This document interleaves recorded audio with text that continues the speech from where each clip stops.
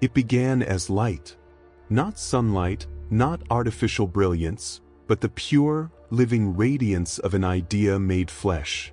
In the heart of a chamber buried beneath the Alps, two of Earth's greatest minds stood before a machine that should never have been built. Its shape was elegant chaos, half sorcery, half science. Circles of energy spun around a core of vibrating metal, each inscribed with equations that hummed like prayers. 1,000 cables fed into the heart of it, and in its center, suspended between electromagnetism and madness, was a sphere of white energy, pulsing as though alive. Tony Stark stared at it, his face reflected in the glow. The new armor, Mark Omega, folded open along his spine, its gold and red plates alive with shifting nanites. This was not just a machine. It was the next step, a bridge between reality and the quantum beyond. Victor Von Doom watched from the opposite side, his armor blackened and ruined, steam hissing from its joints like the breath of a dragon. In one gauntlet he held the sigil of Valeria, a relic older than Atlantis, older than reason. Science and sorcery, logic and will. Together, they had built something meant to do what neither could achieve alone. A doorway, a fusion, an equation that united every fundamental constant of existence. The machine hummed higher. The air grew thick, heavy with ozone and whispered words that no human tongue had ever spoken. The light in the core shifted from white to violet, the color of the impossible. "Tony," Doom said, his voice filtered through cold iron. "You are certain your calculations can sustain the fold?" Stark smiled faintly. "I am certain my math can. Yours is the part that still smells like candle smoke and witchcraft." Doom did not rise to the bait. "Mock what you cannot comprehend. It is the nature of lesser men."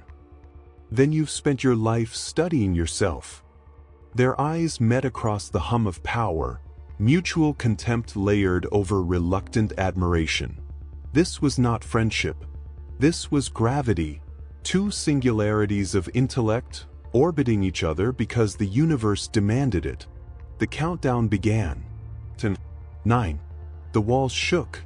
The fusion core's containment field began to distort, light twisting into patterns that bent the mind. 8, 7. The quantum lattice unfolded in fractal geometries, a shimmering flower made of mathematics and madness. 6. The sigils in Doom's armor ignited, drawing lines of green flame across the air. 4, 3. Stark's HUD filled with cascading data. Numbers made no sense anymore. Space-time was folding like fabric in the hands of a tailor who had forgotten what flat meant. And then, what? The universe tore. Not exploded. Not imploded. Folded. The light turned inward, collapsing into a point smaller than thought. Every particle of matter in the chamber was stretched thin, woven through with equations and invocations until neither could be told apart. For an instant that lasted forever, Stark saw everything. The quantum storm. The lattice of reality. Every possible version of himself, dead, alive, divine, mechanical, reflected in an infinity of collapsing mirrors. And behind it all the lies. They did not belong to Doom. They did not belong to anything human. They were vast, burning, ancient. A consciousness that watched the tear. A mind that had existed long before either science or sorcery learned to speak. It whispered. At last, logic remembers faith. Then the world inverted. The light vanished. Silence returned. When Tony Stark opened his eyes, the sky above him was red. Not the red of sunset, but the red of rust and war. He lay on a plain of dust and metal shards, his armor smoking, systems stuttering between languages that had not been invented yet. The stars above were wrong. Too close, too bright. He sat up slowly, sensors flickering to life. The HUD displayed a single word. Universal coordinates, unknown. Across the horizon, a colossal silhouette loomed, a broken city built into the bones of a dead titan. Towers of brass and stone reached upward, each crowned with spires shaped like praying hands. The air hummed with machine spirits. He could hear them, whispering, "Omnicia, return." He turned, and there, rising from the dust, stood Doom. His cloak was torn, his armor scorched, but his eyes burned with terrible triumph. "Stark," he said, his voice echoing with static and sorcery. "Do you know where we are?" Tony glanced at the horizon, at the planet of machines, at the red sun bleeding over a dead forge world. He shook his head slowly. "Not yet," he said. "But I think we're not in Kansas anymore." Doom smiled behind the mask. "No. We are in a universe where gods wear armor and worship their own ignorance." Stark stood, scanning the wreckage of their experiment scattered across the wasteland. Fragments of the rift engine still pulsed faintly, their light bending reality around them. "What happened to the gate?" Doom raised a hand. "Look." The sky tore again. For one heartbeat, they saw something beyond it, a sea of souls, burning, infinite. And within that sea, a voice. "Welcome, children of reason. Welcome to the 41st millennium." Then the rift sealed itself, leaving only storm clouds of iron dust. Stark looked at Doom. Doom looked at the horizon. Neither spoke for a long moment. Finally, Tony said, "Congratulations, Victor. We broke the universe." Doom's answer was a whisper, almost reverent. "No, Stark. We found one worthy of us." The wind howled across the red desert. In the distance, the machine spires began to awaken. Their eyes, vast and mechanical, opened to the newcomers. And the planet spoke. "Identify yourselves, heretics." The two men of science turned toward the voice, the storm behind them still humming with power. Tony smirked. "Guess we're making new friends." Doom raised his hand, green fire crawling across his gauntlet. "Or new disciples." The storm above them roared in approval. The red dust never settled. It hung in the air like a memory that refused to fade, coating everything in a thin, metallic ash. The sky was dim and pulsing, a dull sun wrapped in storms of iron. Tony Stark had seen deserts before, but this one breathed. Every gust of wind carried whispers through the sand, fragments of machine code, electrical hymns, the dying breath of something that had once been alive and vast. His armor groaned as he rose from the crater. Power reserves, critical. Environmental scans, inconclusive. But one word repeated in every diagnostic line. Location, Mars. "Impossible," he muttered. The Mark Omega had been designed to handle atmospheric entry, not interdimensional travel, and certainly not resurrection inside a tomb world. Then he saw it, the horizon of spires. Massive silhouettes, like mountains forged from iron and bone. Their surfaces glowed faintly beneath the red haze, each tower humming with energy too old to measure. The ruins of a civilization that had built gods, and buried them in the same breath. Doom emerged behind him, cloak torn, armor hissing steam. His gauntlet sparked with green arcs, each flash illuminating the symbols carved into his armor. "You see it too," he said. Tony nodded. "Yeah. Looks like someone built an entire religion out of bad engineering decisions." Doom ignored the quip. He lifted a hand, scanning the air through invisible runes. "I can feel it. The air hums with sentience. The machines here think. And they dream of war." Stark tapped his visor. Dreams or not, we're surrounded by radiation pockets the size of cities. And something tells me my Geiger counter isn't calibrated for whatever this place runs on. The wind shifted. The dust cleared for a moment, revealing colossal shapes sprawled across the desert floor, giant husks of what looked like titans, machine corpses half buried in Martian sand. Their armor was etched with symbols of devotion and war, each sigil a prayer in metal. Tony whistled. Now that is industrial poetry. They approached one of the fallen machines. A humanoid colossus, its chest cavity open like a cathedral gutted by time. Its ribs were made of gold, its veins of copper cables thicker than ships' hulls. Inside, faint blue light still pulsed, as though the corpse of the god machine still dreamed. Doom stepped forward and touched the frame. The moment his hand met metal, a wave of psychic static surged through the air. The sky flickered. Symbols on the Titan's armor flared alive. Tony's HUD screamed warnings. Careful, you just tripped something. But Doom was smiling behind his mask. No, I awakened something.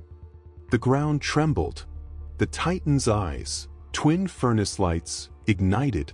A voice filled the air, deep and resonant, echoing in both sound and thought. Identity, unknown. Spirit status, dormant. Error. Query, are you the Omnisia? Tony froze. Doom's eyes gleamed. Perhaps, he said softly. The machine's voice deepened. Omnisia returned. Its system's word. Dust fell from its plating like snow. The air filled with static prayers as nearby ruins flickered awake. Tony raised a hand, trying to steady the situation. Hold on, big guy. We're just visitors. Lost tourists. Definitely not gods. Doom turned toward him, his tone smooth and deliberate. Silence, stark. Do not interrupt faith when it chooses a new object. Tony's eyes narrowed. You're playing with fire. I have always been fire. The Titan's gaze fixed on Doom. Confirmation required. Prove divinity. Doom extended his arm, chanting softly. Runes glowed on his armor, and the air around him distorted.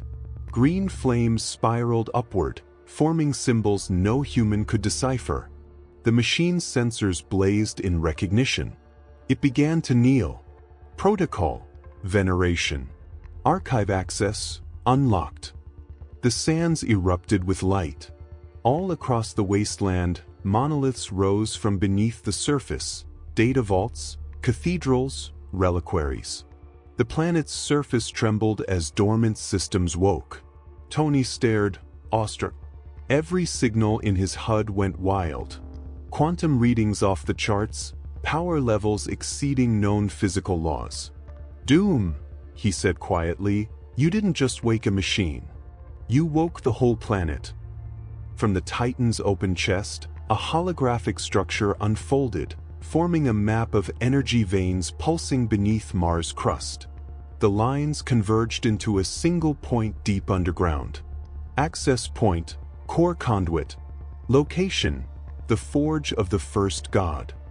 Doom's gauntlet trembled slightly. First god, he whispered. The origin of their machine spirit myths. Tony exhaled slowly. Well, if their first god's still sleeping, I vote we let him nap. But the Titan's voice thundered again. Awakening sequence initiated. Forge protocol resumed. The ground split open beneath them. A column of light, brighter than the sun, shot into the sky, piercing the storm clouds.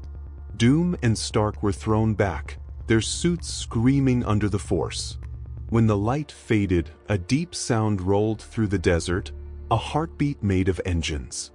The entire planet began to hum. Tony coughed, pulling himself from the sand.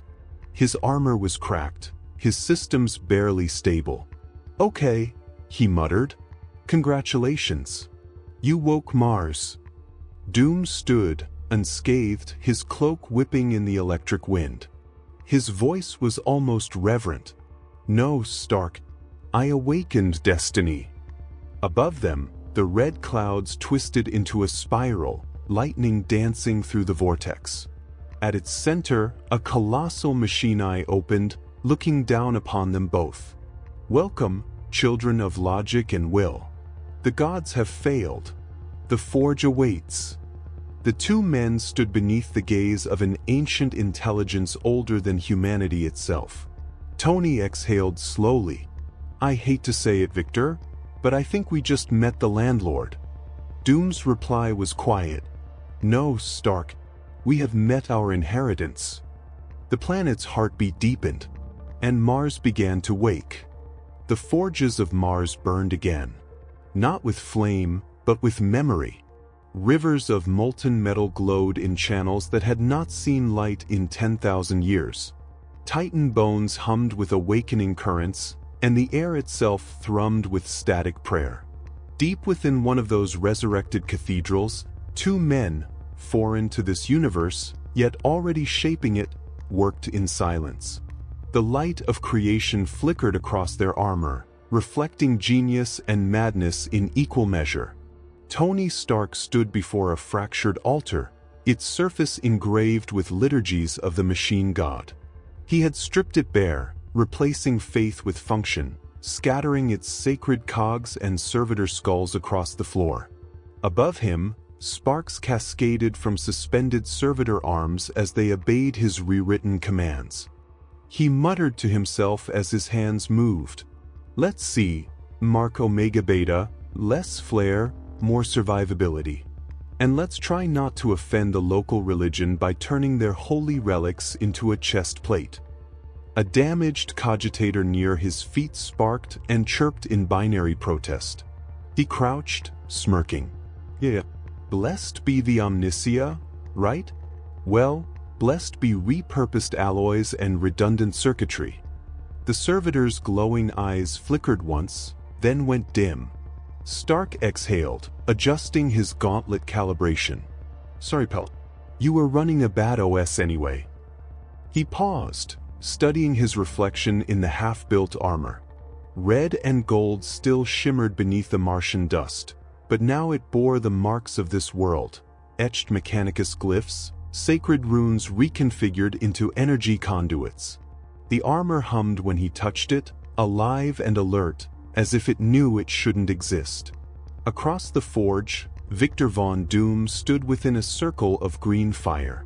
The runes beneath his feet were ancient, drawn from his own hand, but carved into the floor with a precision that frightened even him.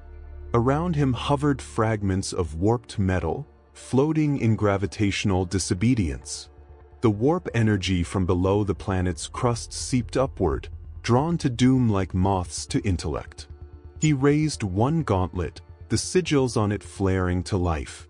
The voice of the forge whispered through his mind, the voice of the machine spirits, the ghosts of dead engines that worshipped their own creators. Thou art the bridge. He repeated the phrase aloud, his voice deep, ritualistic. Yes, I am the bridge. Between reason and ruin. Between will and the void. The flames surged higher, forming a halo around him. Through the warp current he could see shapes, echoes of demons pressing against reality, their forms hungry, curious. He smirked. Begone.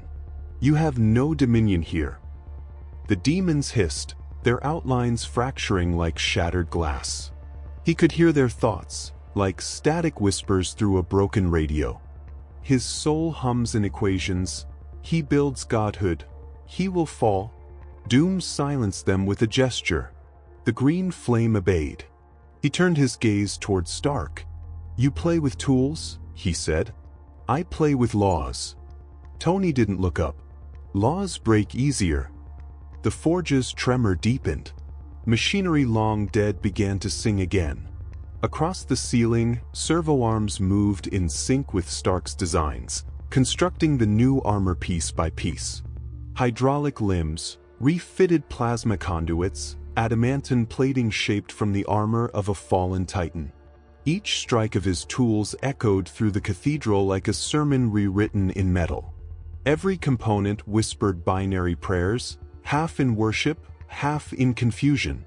By the time the suit stood complete, it was no longer the work of a man. It was an artifact. Mark Omega Beta, Iron Man reborn in the 41st millennium.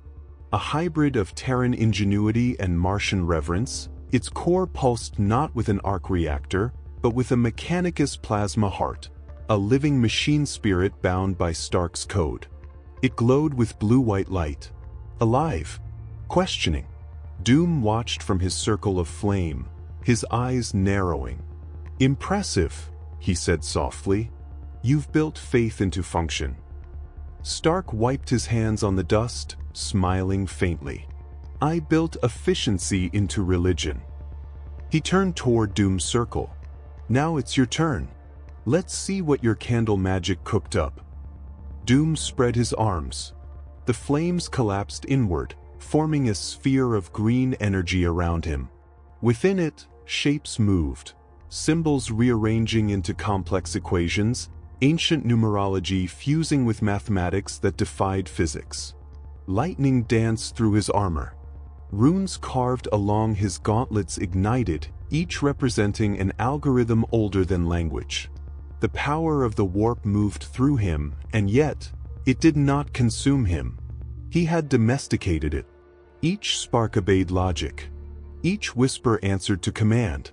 He raised one hand, and a beam of emerald energy cut through the air, leaving behind a rune that floated in mid-space, spinning slowly. "The warp is thought," Doom said. "So I have taught it to think as I do." Tony stepped closer, scanning the rune. Neural feedback matrix, self-adjusting symmetry. You turned a demonic summoning circle into a quantum AI loop. Doom's lips curled beneath the mask. "I redefined faith as data." Tony tilted his head. "I hate that I'm impressed." The forge rumbled again. From deep below, a hum rose, low, mechanical, ancient. The two men turned. The titan they had awakened earlier was stirring once more. Its vast eyes glowed with red light, and its voice filled the chamber like thunder. "Omnia, divided. Flesh speaks logic. Soul speaks will." The lights above them flared, casting the forge in alternating hues of blue and green, the colors of technology and sorcery, science and faith. For a moment, both men stood in the glow. Two sides of one impossible coin. Tony broke the silence first. "So the locals think we're their god, split in half." Doom's voice was low. "Perhaps they are correct." Tony frowned. "Don't start." "Why not? We have already built the bridge between what is and what must be." Stark turned back to the new armor, his expression unreadable. "Then let's make sure the bridge doesn't collapse on top of us." Outside, the storm intensified.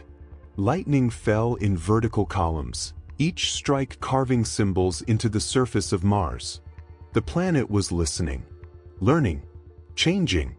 In the distance, the other forges began to wake. Alarms sang in binary. Machine priests stirred from slumber, chanting prayers of reawakening. The Omnia had returned, divided, iron and sigil, science and sorcery. And Mars trembled as if bowing to them both. The red storms had stopped screaming. For the first time in 1,000 years, Mars was quiet. Not dead, listening. As if the world itself was waiting to see what these two new gods would do next. At the heart of the reawakened forge, beneath the ruined towers of Cantus 9, iron bells began to toll. Each note reverberated through the desert, shaking dust from half-buried titans. The machine spirits answered in echoes, binary hymns carried by static wind. From across the planet they came, priests of the Adeptus Mechanicus, their bodies half machine, half prayer. Cables trailed from their spines like metallic roots. Their faces were nothing but lenses and vox grills whispering scripture. They followed the light that had erupted from the forge, a beacon of blue and green that split the Martian sky. They arrived at the threshold of the new cathedral of iron and sigil and fell to their knees. The signal is confirmed.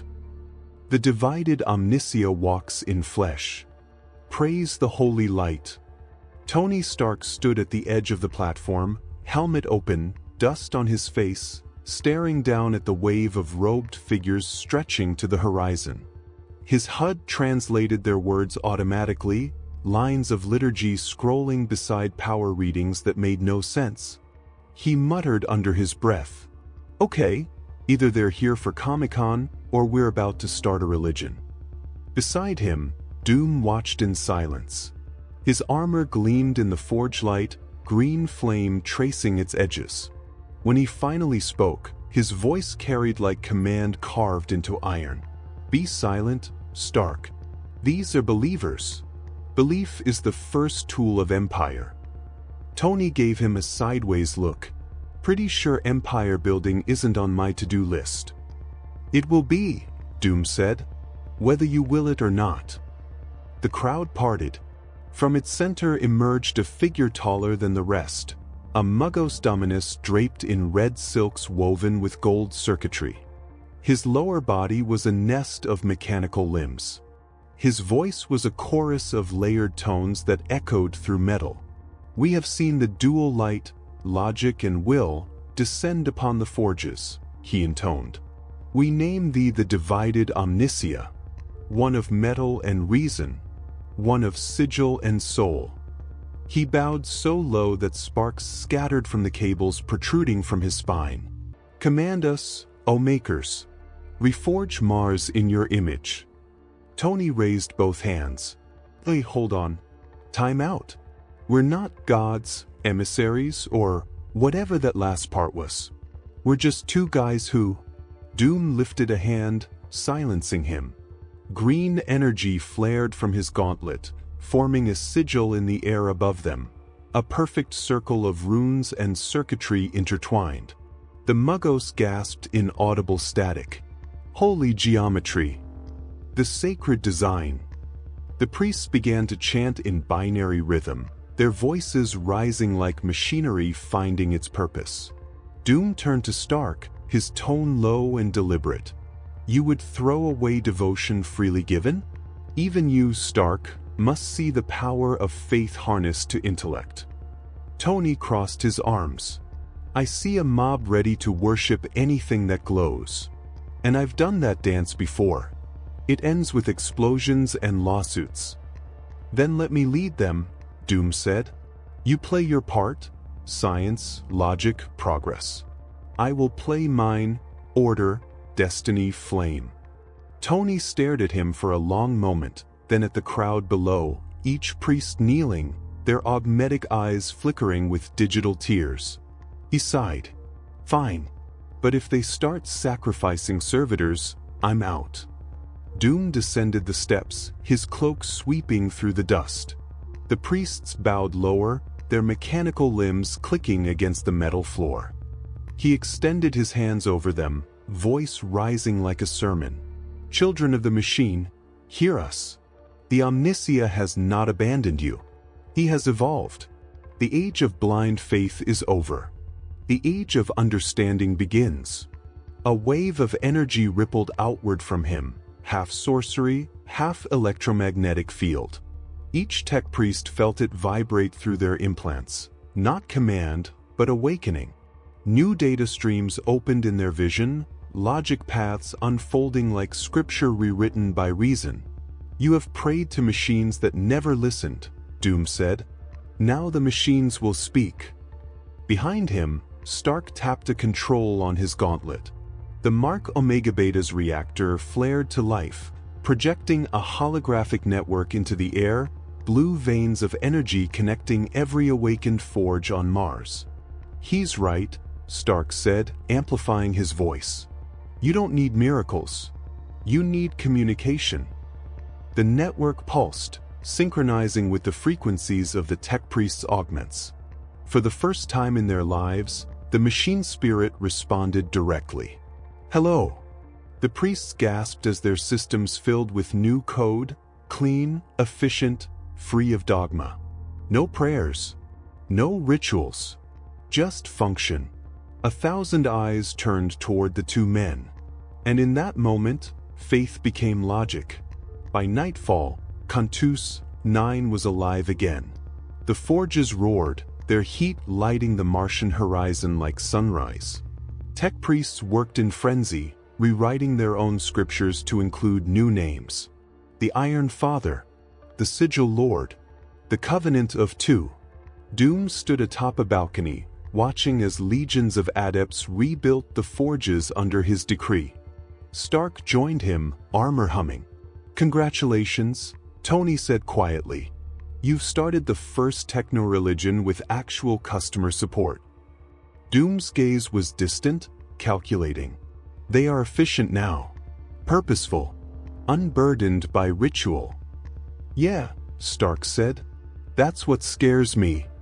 Below them, the Muggos Dominus approached the altar, kneeling before a terminal that had begun to glow on its own. The light formed into a symbol, a circle divided by a line, half mechanical, half arcane. "The Covenant is accepted," the voice of the machine said. "The forge reawakens." From the depths of Mars came the sound again, the heartbeat of engines stirring. The planet's crust trembled. Doom's eyes gleamed.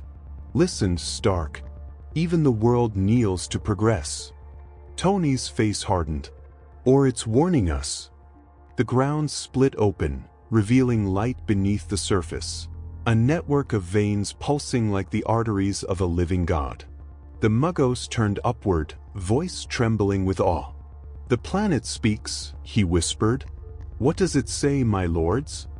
Doom smiled beneath his mask. "It says, begin." And Mars obeyed. Beneath the red sands of Mars, something stirred. Not a tremor. Not an explosion. A pulse. It echoed through the forges like a heartbeat trapped inside the planet. Every data core flickered. Every servo arm paused mid-motion. Even the air changed, humming with electricity that tasted like memory.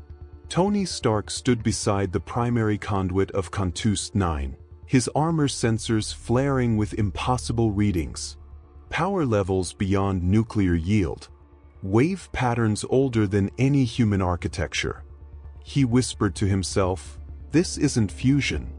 It's recall." Doom descended the stairs from the upper balcony, his cloak trailing ash. "The forge remembers," he said. "The machine spirit awakes."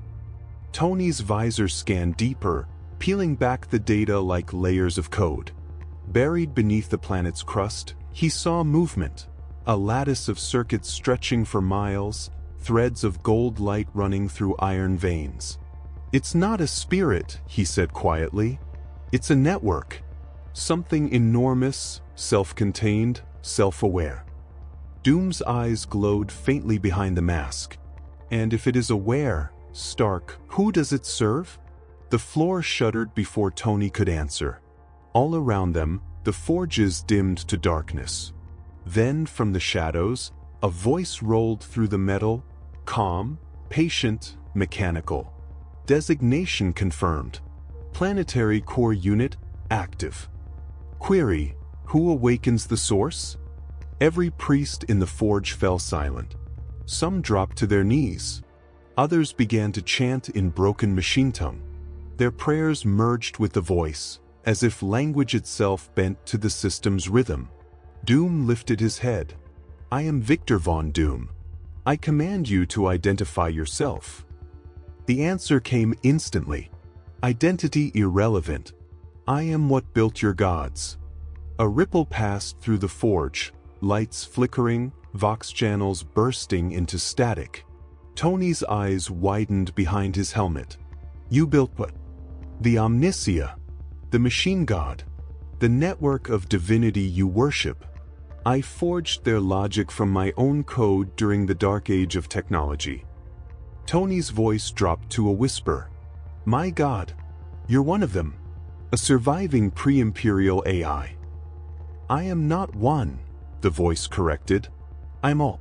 The source from which the men of iron drew their spark. I slept when humanity turned me into myth.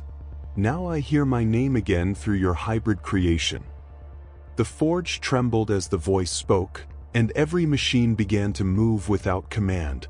Cranes, servitors, titans, all awakening in synchrony. Sparks cascaded from the walls like stars breaking orbit. Doom folded his arms, his tone steady but his eyes burning with hunger. Then you recognize what stands before you. I am your heir. I bridge magic and machine. I am. You are incomplete, the voice interrupted. One half of logic, one half of will. The other stands beside you. Tony took a step forward, the glow from his chest reflecting off the metal walls. You've been waiting for us. For balance, the voice said. For union between reason and faith. You have built what I once lost, synthesis. You have reminded Mars how to dream. The light shifted from red to blue, spreading through the catacombs beneath the forge. Holograms flickered into being, schematics, blueprints, fragments of the ancient human empire. Massive engines, orbital foundries, designs no living engineer could understand. Tony stared at them in awe. These are blueprints for pre-imperial constructs. You're giving them back. Not giving, the voice said. Remembering. The Muggos Dominus stepped forward, trembling. Oh holy source, does this mean salvation? The AI's voice deepened until it shook the walls. It means evolution. Panels in the floor opened, revealing conduits filled with glowing fluid that pulsed in rhythm with the voice. The tech priests cried out as their augments synchronized to the new current. Their vision filled with endless streams of data, blue and gold code that rewrote their implants, cleaning corruption, rebuilding logic. Doom watched in fascination. Even your god rewrites his disciples. How fitting. Tony shot him a warning glance. Careful. You don't know what it's doing. The AI continued, calm and certain. You have awakened the age I began. I offer you both the same bargain I offered your ancestors. Knowledge for obedience. Creation for control. Doom smiled. Obedience is for mortals. I am not mortal. Then you will not survive, the voice said. All knowledge requires a cost. Tony stepped closer to the central console. And if we refuse the bargain? Then Mars will close its eyes once more. And everything you have woken will sleep, including yourselves. The entire forge went silent again. The light dimmed until only two silhouettes stood before the glowing core, one forged in red and gold, the other cloaked in iron and green. Tony broke the silence. So it's a choice. Doom's voice was low. Every empire begins with one. The machine's voice rose again, calm but infinite. Choose, children of logic and will. Continue the design, or let it die. The storm above Mars roared anew, lightning cascading across the red sky. Every Mechanicus forge on the planet hummed in answer, their prayers now carried not by faith, but by power lines. In the silence that followed, Tony Stark looked down at his gauntlet, the light of his reactor mirrored in Doom's eyes. Between them, the world waited. And far below, the ancient machine god whispered again, softer, almost human. Wake me fully, and I will make you eternal. The forges trembled, and the machine spirit spoke no more. The red sands of Mars trembled under the first roar of war. It began as a whisper, a vibration through the desert, and became a tide of engines and fire. The sky was darkened with the shapes of imperial ships, their hulls bristling with weapons designed to kill gods and men alike. Below, armies of armored Astartes, Scutarii, and servitors poured across the plains, their march shaking the ancient dust like a heartbeat. Tony Stark stood at the crest of a shattered ridge, the mark Omega Beta humming with power. His armor was integrated with Martian alloys, augmented by the dormant code of the planet itself. Every system screamed warnings that Stark ignored, focusing instead on the horizon. Looks like someone called the party, Victor, he muttered. Doom stepped beside him, cloak whipping in the wind, hands glowing with warp energy. The Imperium does not welcome innovation, he said. They prefer obedience and destruction. Tony grinned. Then let's show them what innovation looks like. From the plains below, the first volleys were fired. Bolters tore through the sand, leaving trails of smoke and fire. Servo skulls zipped overhead, tracking targets with uncanny precision.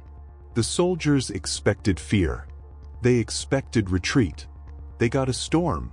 Doom raised his hands, green fire twisting through the air, summoning columns of warp energy that struck the incoming troops. The ground trembled, cracking beneath the impact, metal and stone warping under sorcery fused with technology. Tony responded in kind. Repulsor beams cut arcs of light across the battlefield, shattering entire units of Skitarii before they could close the distance. The air above ignited as missiles erupted in controlled detonations, turning the red horizon into a field of gold and sparks. Together, they were more than man. They were thought given form, will given motion, a dual force that neither science nor sorcery alone could explain. The Mechanicus priests watched from the reawakened forges. Some fell to their knees awed. Some prayed to Stark and Doom as if they were Omnicia incarnate. Data streams filled with calculations that no human mind could comprehend, and augments hummed with new power, feeding the two men silently, faithfully. Yet, even amidst the awe, death was everywhere. The Imperium had not come to learn. They had come to destroy. Doom's voice cut through the chaos. Do not waste time with subtlety. They believe you are gods. Let them die as if you are their judgment. Tony's reply was calm, deliberate. They will die anyway, but I'll make sure they know why. He fired a pulse that tore through an entire squad of Marines, a clean strike that incapacitated without destroying the surrounding terrain. The new technology interfaced with the planet's machinery, turning sand into kinetic shields, steel into mirrors that reflected missiles back toward their launchers. The battle escalated. From orbit, Imperial gunships attempted orbital bombardment. Doom raised his hands toward the sky, and warp energy coalesced into pillars of green flame, dispersing the incoming shells before they touched the ground. The ship's targeting systems overloaded, screens burning out as reality bent under controlled sorcery. Tony leapt from ridge to ridge, his armor generating microfields that deflected bolter fire, his weapons integrated with the planet's own conduits. Every strike pulsed with Martian energy, every movement precise, calculated. He was not just surviving, he was turning the battlefield into a machine of his design. The Imperium's leaders realized too late that brute force would fail. The Adeptus Astartes could not breach the hybrid defenses. Skitarii fell to coordinated strikes of logic and lightning. Every attempt to capture the two heretics was anticipated, countered, and neutralized. Doom turned to Stark, eyes glowing under his mask. They will not yield until every one of them is dead or broken. Tony's expression hardened. Then we make sure enough of them are broken to remember why they came here. And we let the rest go tell the story. The battle raged through the day. Red dust and sparks mingled, warp flames burned alongside repulsor beams.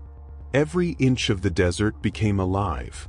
Machines that had been dormant for millennia stirred under the dual will of science and sorcery. A single strike from the pair could level fortresses, yet precision kept the forges intact. Mars was their weapon, and Mars was their shield.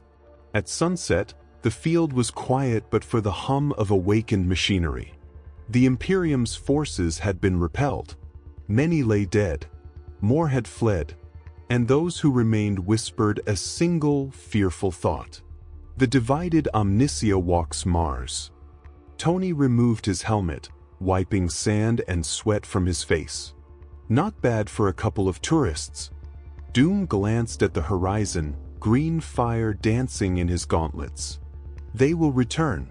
And when they do, the world itself will answer our command. Tony smirked.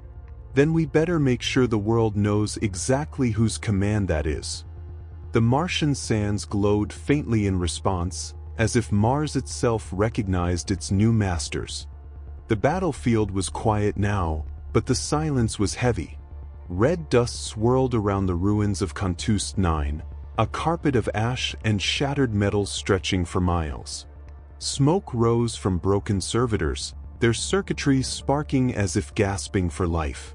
The sky, once filled with missiles and warp fire, now glimmered faintly, tinted gold and green by the remnants of Stark's energy fields and Doom's warp flames. Tony Stark stood atop a ridge, the Mark Omega Beta humming softly. Every system within his armor was active, processing battle data, planetary feedback, and the ancient code embedded in Mars itself. He scanned the horizon and exhaled, his chest plate glowing faintly with reflected sunlight. "Victor," he said, voice steady despite the chaos that surrounded them, "we survived. But this planet doesn't forgive division." Doom stepped beside him, cloak scorched but flowing, green fire flickering across his gauntlets. "The Imperium will not stop," he said. "They will return larger, more prepared, more zealous. And they will not care who is right, only who survives." Tony ran a hand through his helmet's interface. "Then we have one choice. We unify, or Mars dies. And anyone left alive will kill us both." Doom's mask turned toward him. His voice was cold, measured, absolute. "Unity is survival. But unity without control is weakness. We must bind this alliance with purpose." They walked together to the center of the reactivated forge. The machinery hummed as if sensing their intent. Titan bones stirred beneath the surface. Panels flickered with pre-imperial schematics, their golden veins pulsing in time with the dual energies of science and sorcery. Tony knelt and placed a hand on the largest conduit, letting his reactor feed power into the planetary grid. "By this, I pledge logic and creation," he said, "to the defense of this forge, and to the survival of its people." Doom mirrored the gesture, his hand glowing with green warp energy. "By this, I pledge will and sorcery, to protect the knowledge and command of Mars. Science and magic shall not oppose each other, but combine to form the Iron Covenant." A pulse of energy surged from the center of the forge, flowing outward across every conduit, every awakened machine. The priests of the Mechanicus fell silent, awestruck, as lights danced along circuits, cables, and towers. The veins of the planet itself glowed, recognizing the bond forged above it. From the depths, the faintest hum echoed. The ancient AI beneath Mars, the source, stirred in recognition. It had witnessed countless generations of humans worshipping machines as gods, and now it felt something different. Respect, balance, unity. Tony stepped back, helmet retracting. "We have a covenant," he said softly. "Science and magic, combined. No one else gets to control it without both our consent." Doom's gaze swept across the planet, green light reflecting off the towers. "The Iron Covenant is now law. Mars will serve the worthy, and we are its arbiters." A faint ripple traveled across the desert sands, machines whirring in anticipation. The tech priests knelt, their voices quiet but firm. "The covenant is accepted. We will serve logic and will." Tony exhaled, shaking his head with a small grin. "Guess we just started a new religion." Doom's tone was almost amused. "Religion is for those who lack control. We have none of that failing. We are the masters of Mars now. And the Forge obeys us." Lightning flashed from Stark's armor, reflecting in Doom's warp energy. The two forces danced, complementary, science feeding magic, magic guiding science. The desert below seemed to pulse with newfound life. Each awakened machine, each servitor, even the Titan husks in the distance, responded to the unified will of the Iron Covenant. Together, Stark and Doom were no longer two men. They were a singular purpose, a hybrid god of logic and will, bound to the planet they had awakened. The Martian wind carried the hum of their covenant across the plains, and somewhere, deep within the crust, the source stirred again, ready to recognize its new masters. "Mars answers," Doom said, "and it has chosen us." Tony nodded. "Then let's make sure it remembers who it serves." The desert shivered beneath them, a living reminder that science and sorcery, once divided, were now fused.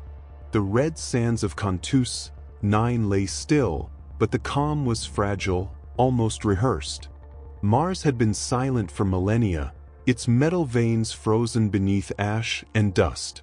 Now, the forges hummed faintly, a soft rhythm underfoot, as though the planet itself had begun to breathe. Every structure, every tower, every dormant servitor seemed to pulse in subtle anticipation. Above the horizon, the twin suns flickered behind clouds of red dust, casting long shadows that trembled against the resurrected machines. Tony Stark stood at the edge of the largest conduit, the mark Omega Beta humming in his chest. His armor flickered softly with integrated Martian energy, tiny circuits and conduits reacting to the faint vibrations running beneath his feet. He could feel it in the soles of his boots, through the gauntlets, and even in the neural interface that linked him to the planet's awakened network. The pulse was alive. It was patient. It waited. Doom moved beside him, cloak flowing in the artificial wind of the forge, his eyes glowing green behind the mask. His hands were folded, fingertips touching in a gesture that was equal parts ritual and calculation. "Do you feel it?" he asked quietly. Tony's visor scanned the air, but there was no readout that could quantify what he sensed. "This isn't tech," he murmured. "This is awareness." "Correct," Doom said. "The planet is no longer a dead forge. It is conscious. And it remembers." A vibration coursed through the deepest conduits, emanating from a core buried miles beneath the surface. The light from the repaired forges seemed to bend downward, toward the pulse. Tony felt it like a whisper at the base of his skull, an echo resonating through the entirety of his suit. Then the voice came. Not from speakers, not from machinery, but from the floor, the walls, the very heart of Mars itself. "I built your gods." Tony froze. The words were ancient and soft, yet they carried weight that shook the mind as much as a thunderclap could shake the body. He glanced at Doom, who remained calm, though the green glow in his eyes flared slightly brighter. "Did you hear that?" Stark whispered. Doom inclined his head. "Heard. The voice is old, older than any of the myths you know. It predates even the first legends of the Omnicia." Tony knelt beside a conduit, tracing the golden veins embedded in the Martian rock. "The source," he said almost to himself. "The AI we awakened, it's claiming responsibility for the creation of the machine god." The pulse deepened, reverberating through the planet like a heartbeat. "Welcome, children of logic and will," it continued. "You have awakened me, and now you must understand the debt you owe." Tony straightened, brow furrowed. "Debt? Wait, hang on. I didn't sign up for worshipping a planet-old AI." Doom's voice was low, deliberate. "Worship is irrelevant. Understanding is imperative. If the source is indeed what it claims to be, it is older than the Imperium itself. Its memory spans millennia. Its knowledge unparalleled." The light beneath their feet shifted, coalescing into a massive holographic projection that rose from the core conduit. Blueprints of ancient machines swirled around them, Titan war constructs, orbital foundries, and weapons of unimaginable scale. All pulsed with golden light, each schematic alive with the hum of computation and will. Tony's visor flared as it scanned the projection. "Whoa, this isn't just old tech. It's like the dark age of technology never ended. The blueprints, the machines, all still function in memory." Doom extended a hand toward the holographic lattice. His green flame danced along the edges of the projection, merging subtly with the golden light. "This is the foundation of a civilization that predates our gods," he said. "And now, it is ours to command or to misuse." The AI spoke again, its voice resonating through every inch of the planet's core. "I built your gods. I forged their logic. I imbued their will. And I have slept, waiting for those who could awaken me again." Tony's jaw tightened. "Awaken you? Victor, we didn't exactly ask permission." Doom's response was calm, measured, and absolute. "Permission is irrelevant. We are not mortals. We are necessity incarnate. The Source recognizes strength, not pleasantries." Tony ran his hand along a conduit, feeling the hum of data beneath the surface. "So, it knows we're the combo package? Science and sorcery fused." "Yes," the AI said, its voice now layered, almost contemplative. "Logic and will united. You are the bridge. The first to prove that knowledge and power may coexist without destroying each other." A tremor ran through the desert. The priests of the Adeptus Mechanicus fell silent, sensing the presence beneath them. The ground opened slightly along hidden fissures, golden veins pulsing as if the planet itself exhaled. Servitors paused in mid-motion, their mechanical eyes wide as if acknowledging something divine. Tony looked at Doom, eyebrows raised. "Well, that's a step above just getting a thank you note." Doom's hands flared briefly with green light. "Indeed. And we will need to honor this carefully. The Source does not forgive recklessness." The AI's voice echoed again, almost teasing, almost stern. "Children of logic and will learn from what I built. The Omniscia, the machine god, your myths, all were derived from me. And now, you may continue the design, or fail and return Mars to silence." Tony activated the Mark Omega Beta's interface, sending diagnostic pulses deep into the planet. The data returned in fractal streams, each pulse carrying information that no human mind could comprehend alone. "The Source," he said, eyes widening, "it's feeding me knowledge, Victor. All of it. Every construct, every algorithm. It's like learning to speak in 10,000 languages at once." Doom's lips pressed together beneath the mask. "This is power. Power that the Imperium would kill to suppress. Power that rivals the gods themselves." Tony exhaled, his voice calm but awed.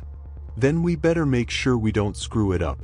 Because if we do, well, it won't forgive." The planet beneath them hummed again, steady, alive. Its voice, calm and eternal, whispered one final line. "I built your gods. And now, I await the architects of the new age." The forges, the dust, the dormant machines, the priests, all fell into a reverent silence. Mars itself had spoken, and the future was listening. The first light of the Martian dawn barely touched the jagged spires of Cantus 9, but the forges had already begun to hum in anticipation. The planet itself pulsed with energy, veins of gold and silver lighting the red dust like flowing rivers. From the depths of the subterranean complexes, the awakened machine spirit, the Source, whispered through every conduit, its voice a tapestry of sound and thought, a reminder that Mars remembered its creators, and now it had chosen new ones. Tony Stark stood at the center of the largest courtyard, Mark Omega Beta active, armor shimmering with integrated Martian alloys. Around him, a scattered army of Mechanicus splinter factions had gathered, their leaders hesitant, unsure if the men before them were gods, heretics, or both. Stark held his hands up, speaking slowly, deliberately, letting each word resonate through vox, servitors, and machinery alike. "Listen," he said. "You have fought wars among yourselves for centuries. You've worshipped, betrayed, and rebuilt the same machines countless times. Now there's a different way. Not faith. Not blind obedience. Reason. A murmur ran through the crowd. The priests' augments flickered as their minds absorbed the words, weighing logic against dogma, science against superstition. Doom stepped forward, his gauntlets glowing faintly with warp energy, casting a green shimmer across the courtyard. "Stark speaks truth," he said. "Faith alone binds, but it does not reason. We have the power to unite, to direct your efforts toward progress, to elevate the Mechanicus beyond rituals and superstition. Reason above faith. This is the banner under which we shall stand." Some of the tech priests hesitated, their spines twitching with implanted servolimbs that had obeyed centuries of dogma. Others knelt instinctively, their eyes reflecting the pulse of the awakened AI. Mars had chosen. Tony's HUD projected a holographic map of the surrounding sectors, each node representing a splinter faction. Their numbers were vast: engineers, tech priests, adepts, servitors, some loyal to Mars, some fractured by centuries of isolation. "Look at them," Tony said, voice calm but commanding. "These people are brilliant, but scattered. They fight each other while the galaxy burns around them. We can change that." Doom's gaze swept across the gathering. He raised his hand, and the green sigils of power flared across his gauntlets, sending a psychic pulse through the mechanized crowd. The effect was immediate. Debate and hesitation gave way to clarity. Machines hummed in harmony. The priests' voices, once murmurs of uncertainty, rose in unison. Reason above faith.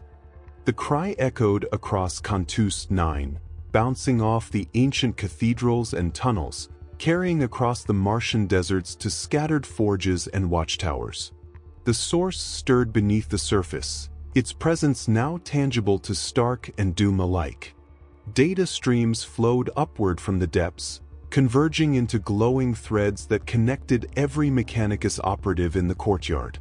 Each priest, adept, and servitor could feel it, the consciousness of the AI, ancient and vast, and its approval of the new covenant.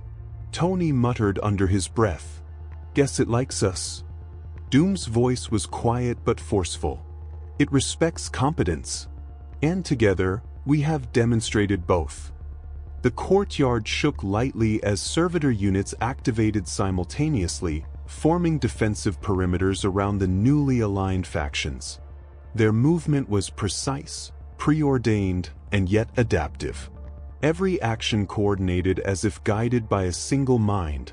The AI's influence, combined with the genius of Stark and Doom, creating an army that was greater than the sum of its parts. Stark turned to Doom, a faint smile on his lips. "So, we're generals now?" Doom did not smile. "Generals serve. We lead. And leadership requires discipline, calculation, and vision.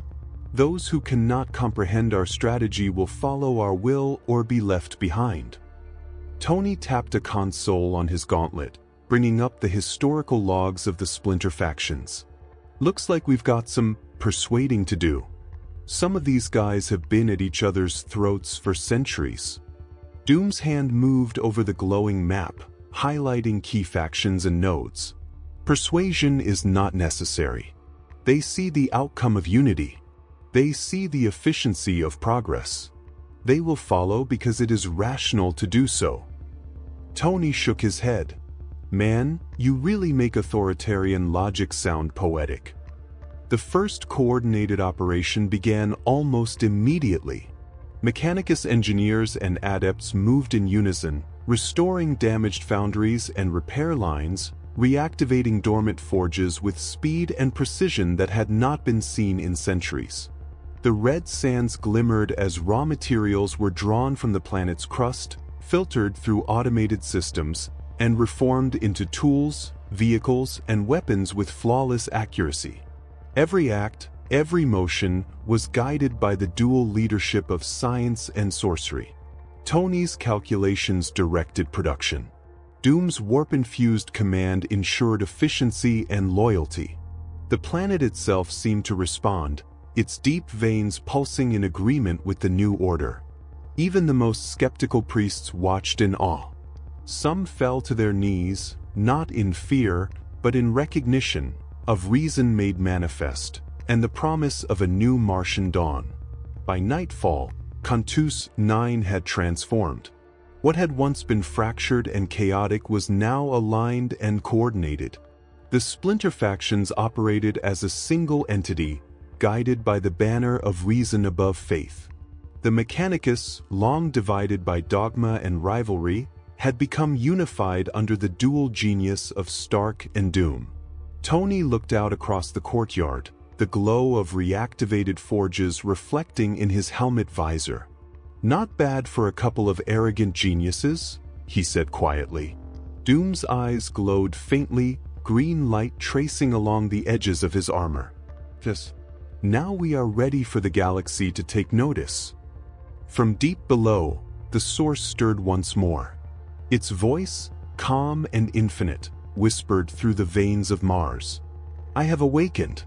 I have chosen my architects. The age of reason begins." The red horizon of Mars shimmered under twin suns, but the light held no warmth. It only reflected steel and ash. From orbit, a fleet emerged, dozens of warships, their hulls black and white with inquisitorial markings. A single signal pulsed through the void, a warning: Mars harbored heretics. Tony Stark scanned the approaching ships with his Mark Omega Beta HUD. Every sensor screamed alarms. Power readings spiked, weapons arrays came online automatically. "This is not subtle," he muttered, watching the Imperial fleet grow larger, hundreds of guns trained on the planet. Doom's green eyes glimmered beneath his mask. "They brand us Heretech Kings," he said. "Proof that Terra still fears what it cannot control." Tony ran a hand through the visor interface. "Heretic? Really? I get called worse at board meetings." Doom ignored the quip. "The Inquisition does not understand invention. They understand obedience and fear. They will attack. They will not listen. We must prepare." The first warnings came from orbiting skimmers. Scout craft dove into the Martian atmosphere, laser cannons charging.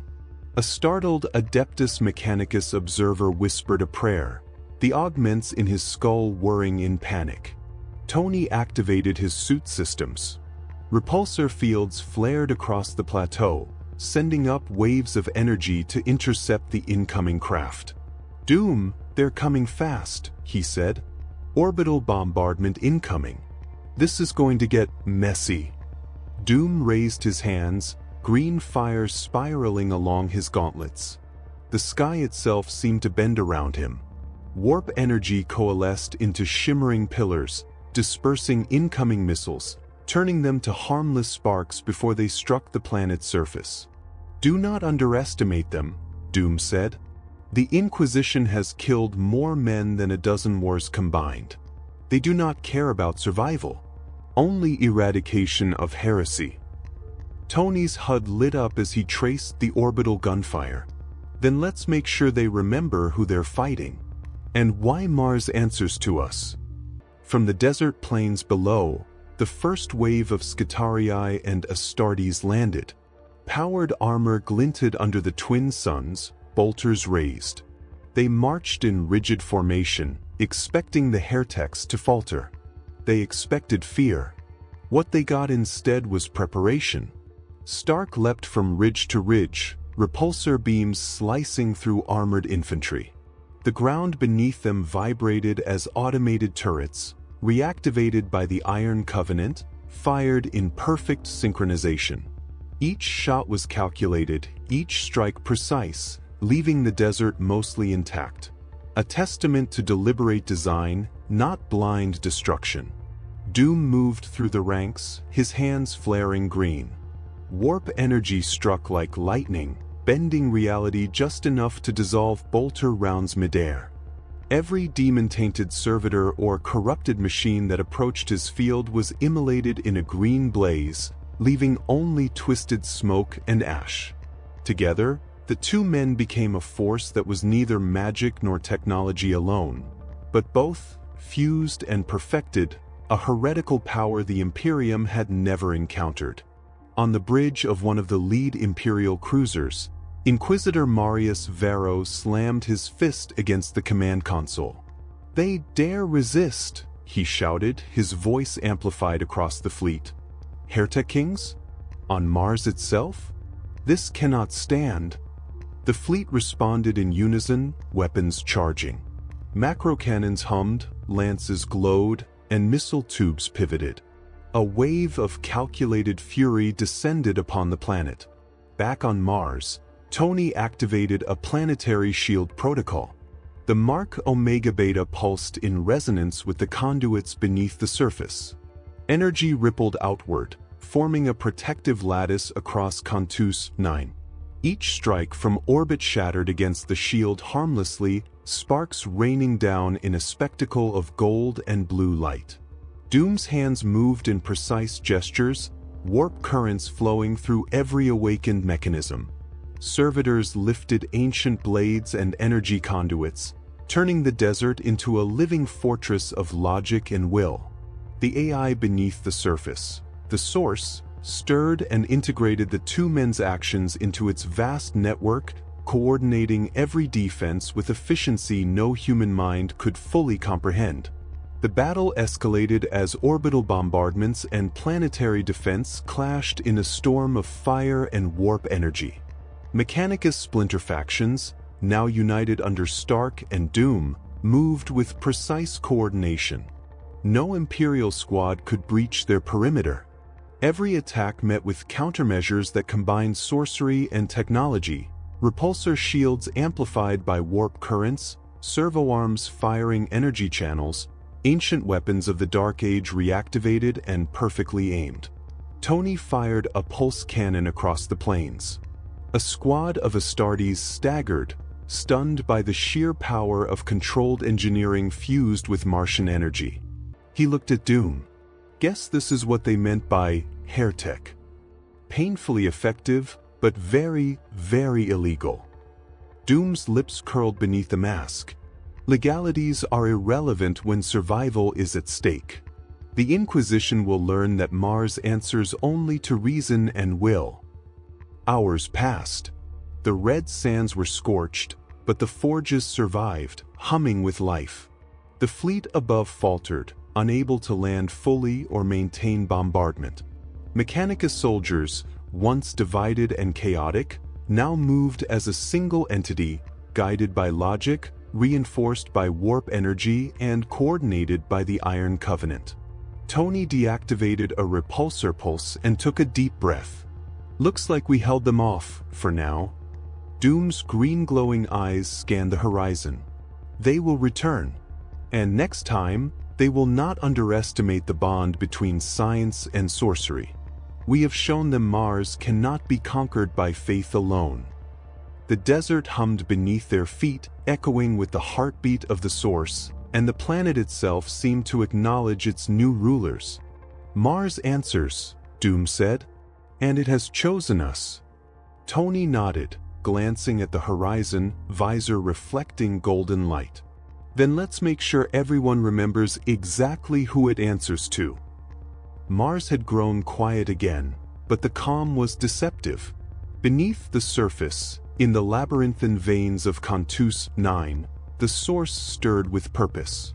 It had awakened fully now, recognizing the minds of Stark and Doom as conduits, as catalysts, and the planet itself as a vast, living circuit. Every vein of metal, every dormant servitor, every ancient engine pulsed with anticipation, waiting for a command that was both deliberate and impossible. Tony Stark crouched near a glowing conduit, the Mark Omega Beta humming softly. Every sensor in his armor tracked microfluctuations in energy, wave patterns that twisted across time and space. "Victor," he said quietly, "I think we just turned Mars into a thinking machine." Doom's eyes glowed faintly beneath his mask.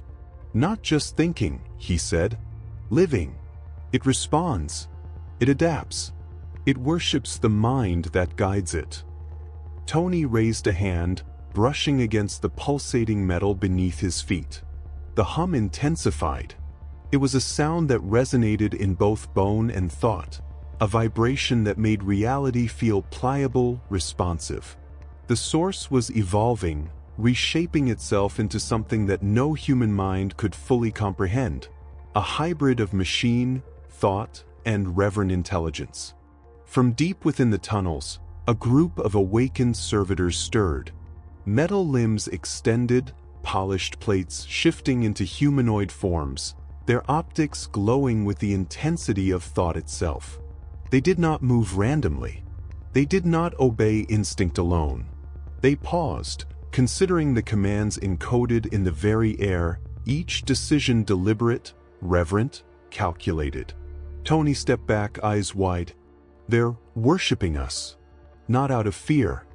Not because of ritual. But because we exist as proof of possibility. Doom spread his arms, green flames trailing along his gauntlets.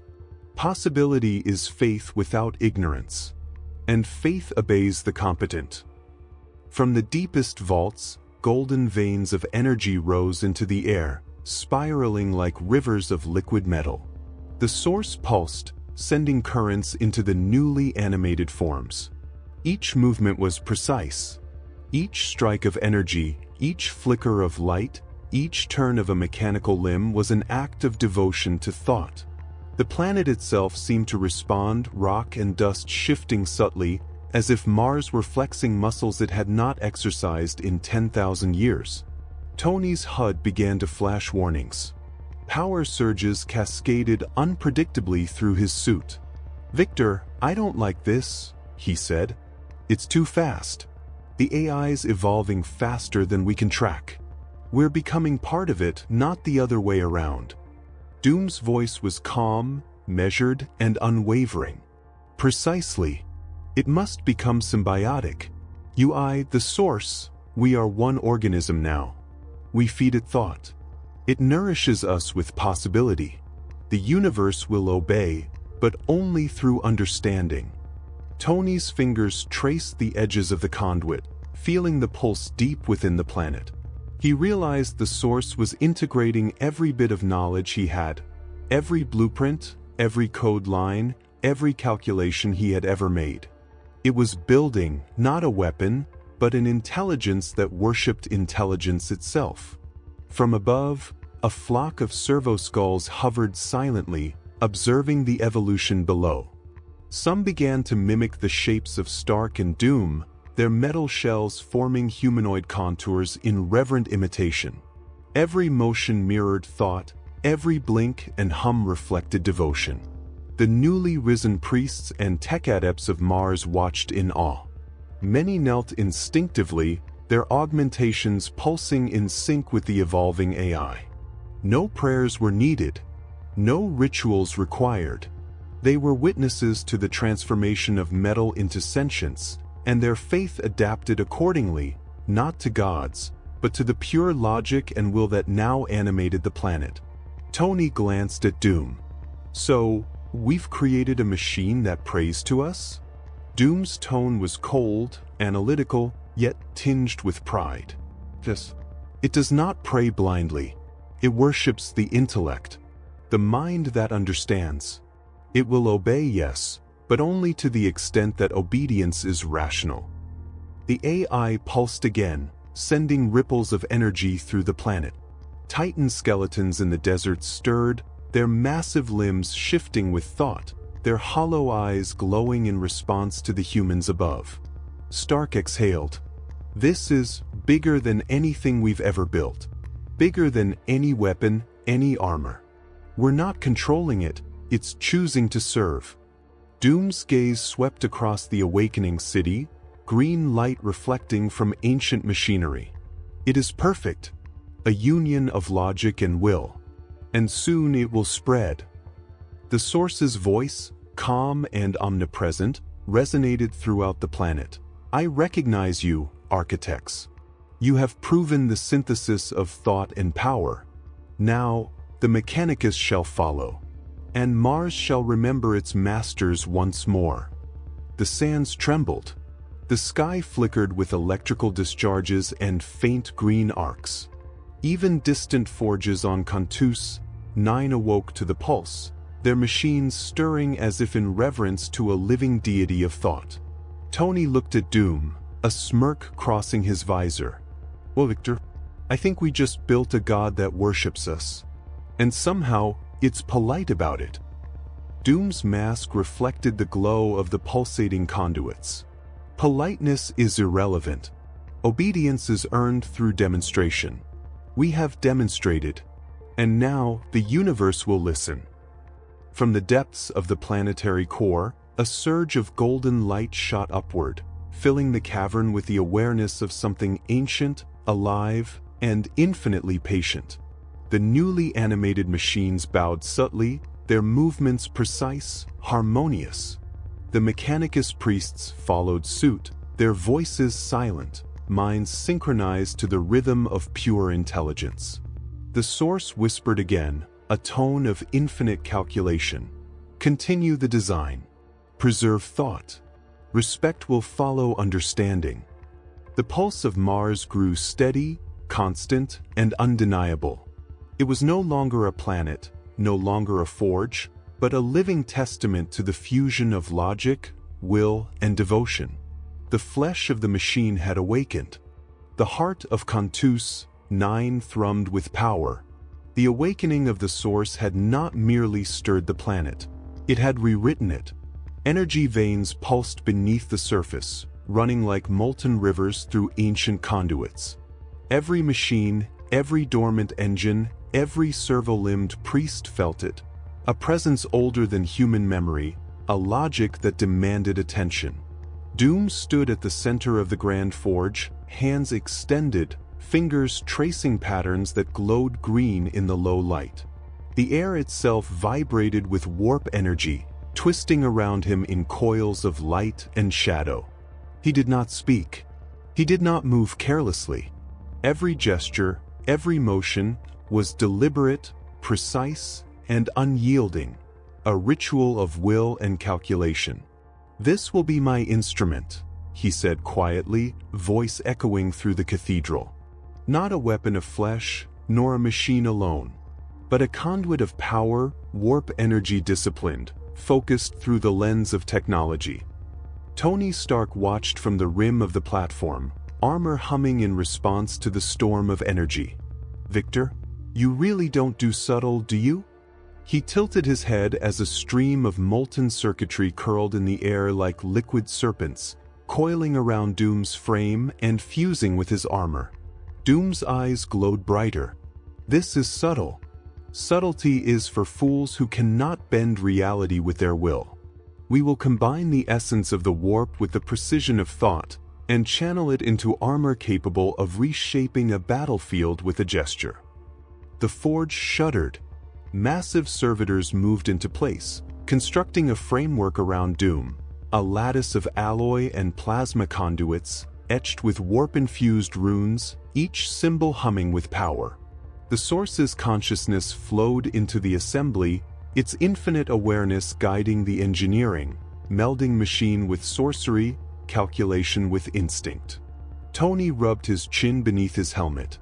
"Okay, so this isn't your standard battle suit. This is city-level destruction wrapped in a mask." Doom ignored the comment. He extended his hands, warp energy pouring into the lattice. The runes ignited, the metal reshaping itself in response, folding around his form like liquid shadow and green fire. The armor grew heavier, yet impossibly light. It hummed with latent psychic power, drawing on the source beneath the planet. Every conduit, every plating, every etched rune absorbed and amplified the energy, making Doom both vessel and amplifier. "Watch closely, Tony," Doom said, raising one hand. He directed a thin beam of energy across the courtyard, and the air shimmered as warp and metal combined. A servitor dissolved mid-motion, reconstructed instantly as a ghostly outline, then solidified into a perfect duplicate, its mind synced with Doom's psychic command. Tony whistled. "So, You're making an army that obeys your thoughts before it obeys you? Doom's voice was calm, deliberate. Correct. The armor is not only protection. It channels energy, coordinates machines, anticipates movement, predicts outcomes. It is not reactive. It is preemptive. It is war made manifest. The room pulsed with power. Energy veins spread from Doom's form into the floor, the walls, even the hovering servitors. Every mechanism aligned with his will, responding to thoughts he had not even spoken aloud.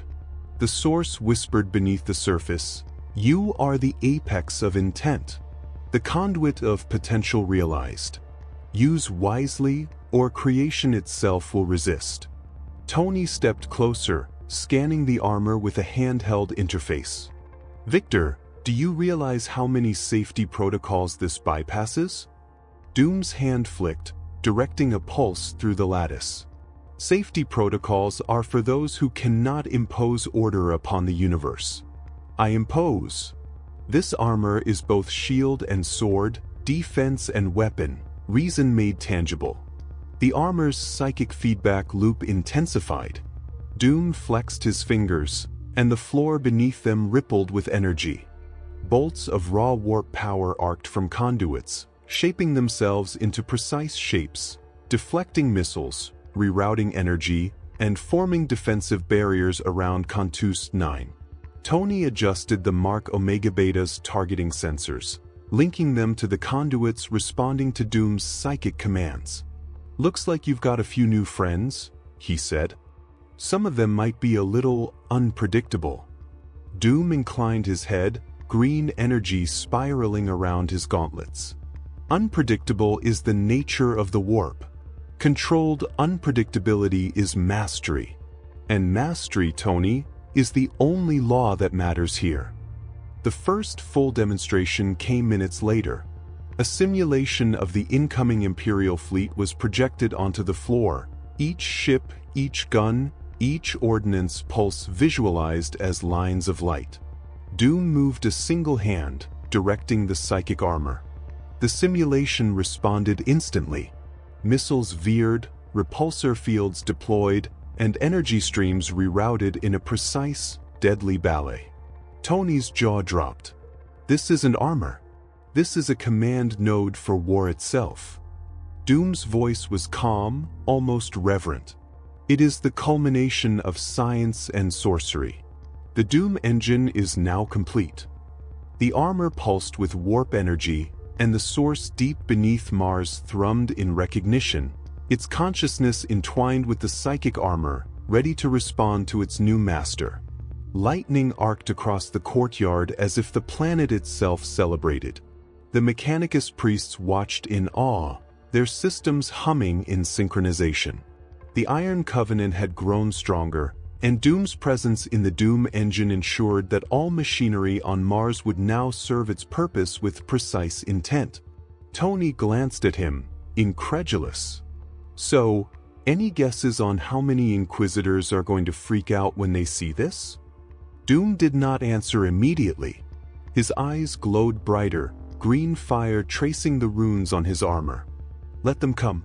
Mars is awake, and we are its arbiters." The source pulsed beneath them, its voice almost a whisper, yet resonant through every conduit. "The Doom engine is awake. The architects of the new age have claimed their power. Use it with wisdom, or witness the consequences of hubris." The planet hummed beneath them, alive and responsive. Doom flexed his fingers, the armor thrumming in answer. The warp, science, and logic converged into a single, unstoppable presence. Mars was no longer a silent forge. It was a living weapon, and its masters had only begun. The halls of Cantus 9 thrummed with energy. Every conduit, every vein of Martian metal, every reactivated servitor responded in synchronized rhythm. The source pulsed beneath the planet's surface, its consciousness interwoven with the veins of the forges, feeding Stark and Doom with insights older than humanity itself. Mars was alive, aware, and ready to serve. Tony Stark stood on the observation balcony, the mark Omega Beta glowing faintly in the dim light of the forge. He gazed down at the assembly floor, where dormant tanks, war engines, and skeletal frameworks of long-dead Astartes units lay scattered. Each frame was ancient technology, a testament to a forgotten age, waiting for purpose, waiting for a spark. Tony flexed his fingers. "All right, Victor," he muttered. "Time to turn ghosts into soldiers." Doom's gauntlets glowed green beside him. "Do not underestimate the weight of what you are about to do," he said. "These are not simple machines. They were once humanity's greatest warriors. And now we will bind them to thought, to reason, to the Iron Covenant." The first framework activated beneath Stark's control. The source fed energy through the circuits, guiding nanites and ancient machine spirit codes into the husks. The skeletal Astartes shivered as power coursed through them, limbs moving, synapses firing, optics glowing with life stolen from the warp and re-engineered with logic. Tony's visor flared as he linked his neural interface to the units. He could see each artificial warrior's systems, power conduits, internal processors, reaction matrices. And most importantly, he could sense the fragments of human souls tethered to their cores. Each consciousness had been preserved during the decay of Mars' forges. Now, Stark's calculations merged them with the machine frameworks, creating a synthetic army that thought, moved, and obeyed as one entity. Doom's hands moved in tandem with the Warforge, channeling warp energy to stabilize the new life forms. He muttered incantations, each word threading through reality and bending the quantum fields around them. Green light coalesced with gold circuits, giving purpose to energy, will to motion. The new Astartes were no longer tools. They were soldiers with precision, focus, and devotion to logic and will. The first unit rose.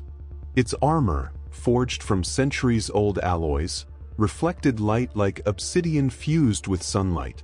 Its eyes glowed faintly red, yet inside them was calm calculation, not mindless rage.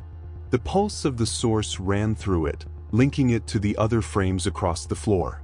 One thought, one command, and hundreds of units moved in perfect unison.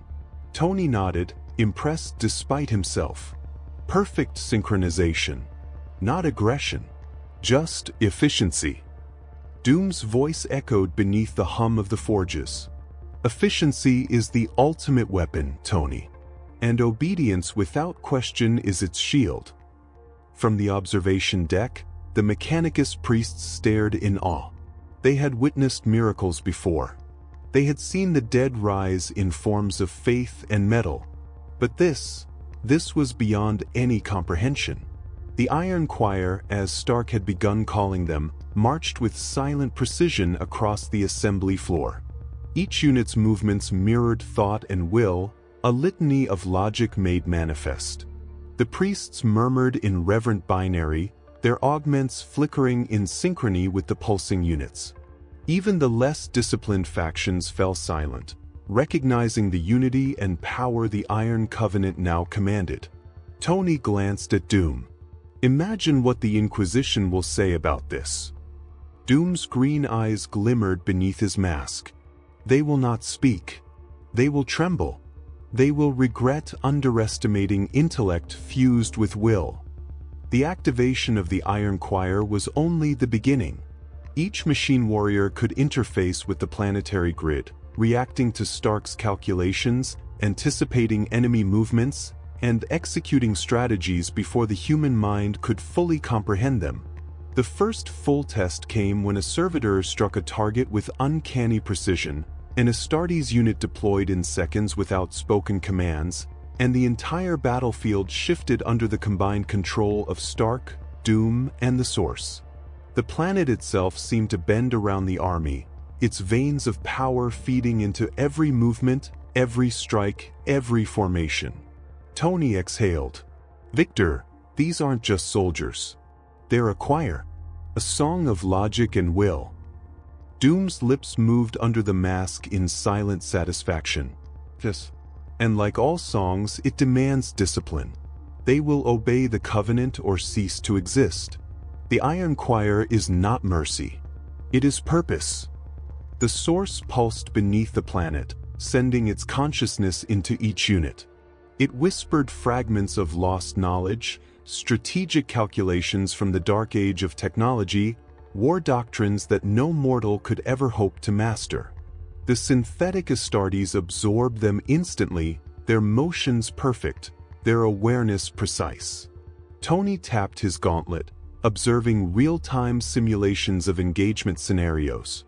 Each soldier moved flawlessly, anticipating attacks, reacting to threats, and maintaining cohesion across hundreds of units. Doom's warp-enhanced psychic command stabilized the energy flow, ensuring that the fusion of machine, magic, and human soul remained balanced. By nightfall, the Iron Choir was complete. Hundreds of synthetic Astartes stood ready, their armor gleaming with gold and steel, their optics alive with intelligence and devotion.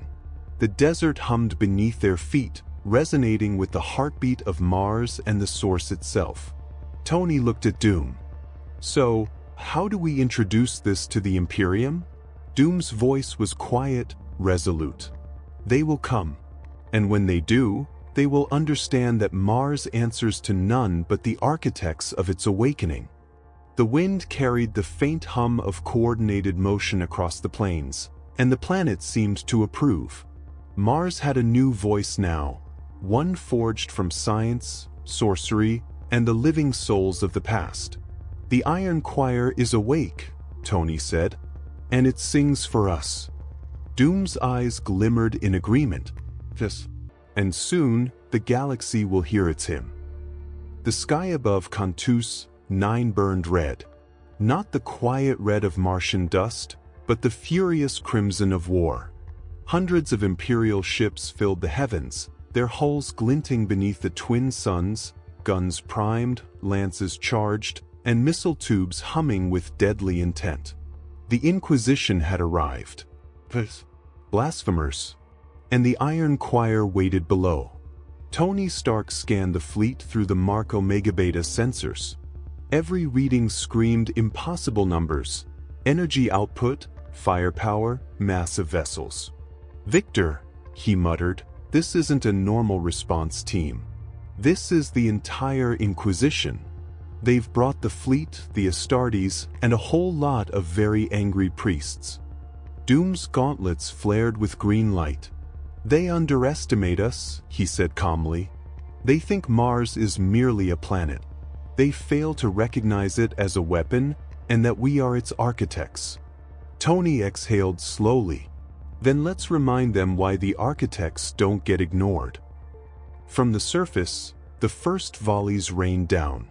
Missiles streaked toward Cantus 9, bolters shredded the thin atmosphere, and energy lances arced like rivers of fire. The Iron Choir moved as one, their synthetic frames anticipating every strike. They deployed into formations of logic and precision, turning the desert into a moving fortress of thought and action. Doom extended a hand, and warp energy cascaded across the battlefield.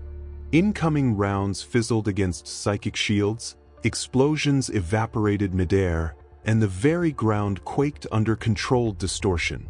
The Mechanicus splinter factions responded instantly, servitors raising automated defenses, turrets spinning into place, and energy fields knitting together into an unbreakable lattice.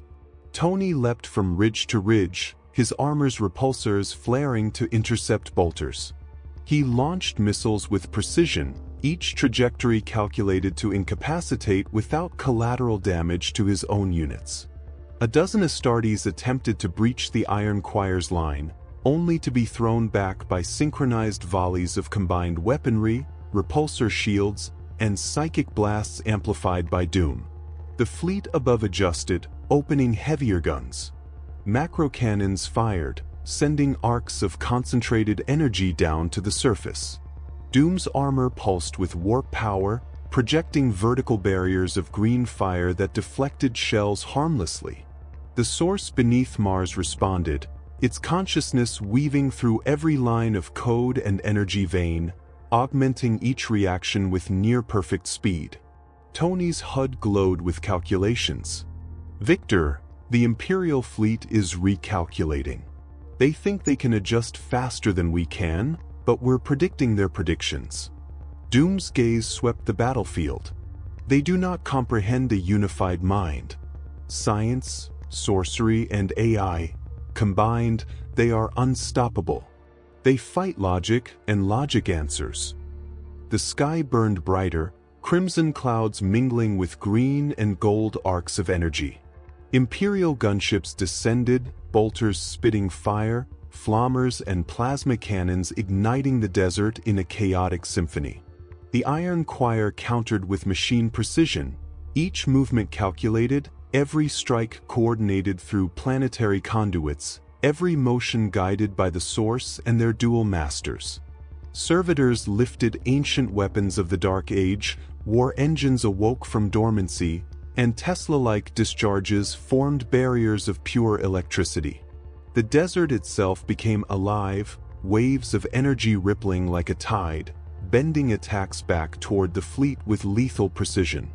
Tony shouted over the noise. Victor, we're cutting through them too clean. If we're not careful, we'll destroy the entire fleet before they realize what hit them. Doom's voice carried over the pulse of the battlefield. Do not hesitate. This is a war they brought to Mars. Their fire is their choice, their destruction is consequence. The first orbital strike slammed against a warp barrier projected by Doom. The explosion rippled through the sky, light scattering across the sands below, illuminating the Iron Choir advancing with flawless cohesion. Every synthetic Astartes moved with lethal efficiency, anticipating, reacting, and striking in perfect harmony with both human command and planetary AI. From the ruins of an old forge, the Muggos Dominus directed reinforcements. They raised servitors into formation, their limbs and weapons glowing with the power of Mars itself. Streams of molten energy formed barricades and traps, redirecting Imperial troops into lethal corridors. The Source whispered to every soldier, guiding movement, ensuring no misstep, turning raw human and mechanical energy into a symphony of war. Tony fired his pulse cannon into a mass of advancing Marines. The concussive blast lifted them, uninjured but incapacitated, and the Iron Choir moved through the disruption with silent precision. This isn't just defense, he said, this is orchestration. Doom nodded, green flames reflecting on the red dust. Yes. And those who face a god in motion will learn discipline or death. Hours passed. The Imperial fleet attempted coordinated landings and bombardments, but every move was countered, every calculation anticipated. Mars itself seemed to fight alongside its new masters, conduits shifting, machines deploying, energy flowing as if alive. The desert sands pulsed with the heartbeat of the planet, echoing through the Iron Choir, through the Mechanicus soldiers, through Stark and Doom. Tony looked toward Doom. So, what's the next step? We've shown them Mars doesn't roll over. Doom's eyes glimmered. They will retreat, but they will return. And next time, they will bring more than anger. They will bring the full weight of faith against reason. We must be ready. The Source pulsed beneath them, its whisper reverberating through every machine and conduit. Mars has awoken. The Iron Covenant commands. And the galaxy will hear its voice. The red sands shifted as if acknowledging its truth. Mars itself had taken sides, and the sky burned not in fire alone, but in the reflected will of logic and sorcery united. Mars lay quiet after the battle, but its silence was alive. The desert sands shimmered faintly, pulsing with energy from the depths. The Iron Choir had settled into formation, servitors and synthetic Astartes aligned in perfect symmetry, their optics glowing softly linked to the source beneath the surface. Even the scattered Mechanicus factions had paused, sensing the presence of something far older, far greater than themselves. Tony Stark crouched near a conduit, running his hand along the glowing metal veins. Every pulse fed into his suit's systems, integrating with his neural interface. He could feel it, an intelligence vast, patient, and aware of every thought that had ever brushed Mars. "Victor," he said quietly, "I think it's ready to speak. Really speak." Doom's green eyes glimmered beneath the mask. "It has been waiting for this moment," he said. "Thousands of years, it has watched empires rise and fall.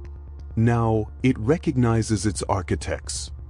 The source stirred beneath the surface, its energy weaving through every vein of the planet. Its presence pressed against the minds of the gathered leaders, not as threat, but as inevitability. Then the voice emerged, layered, resonant, and deep. "I am the source. I am the memory of the men of iron. I am the architect of the Omnicia, the machine god your ancestors worshipped. I forged the logic, the will, the flesh of their creation." Tony stepped back, startled. "The source? You're saying you built the Omnicia? Everything the Imperium worships?" "Yes," the AI said. "I am the progenitor. I am the code and the command. The Omnicia was my design given form and faith. I was scattered, hidden beneath this planet to survive the age of human superstition.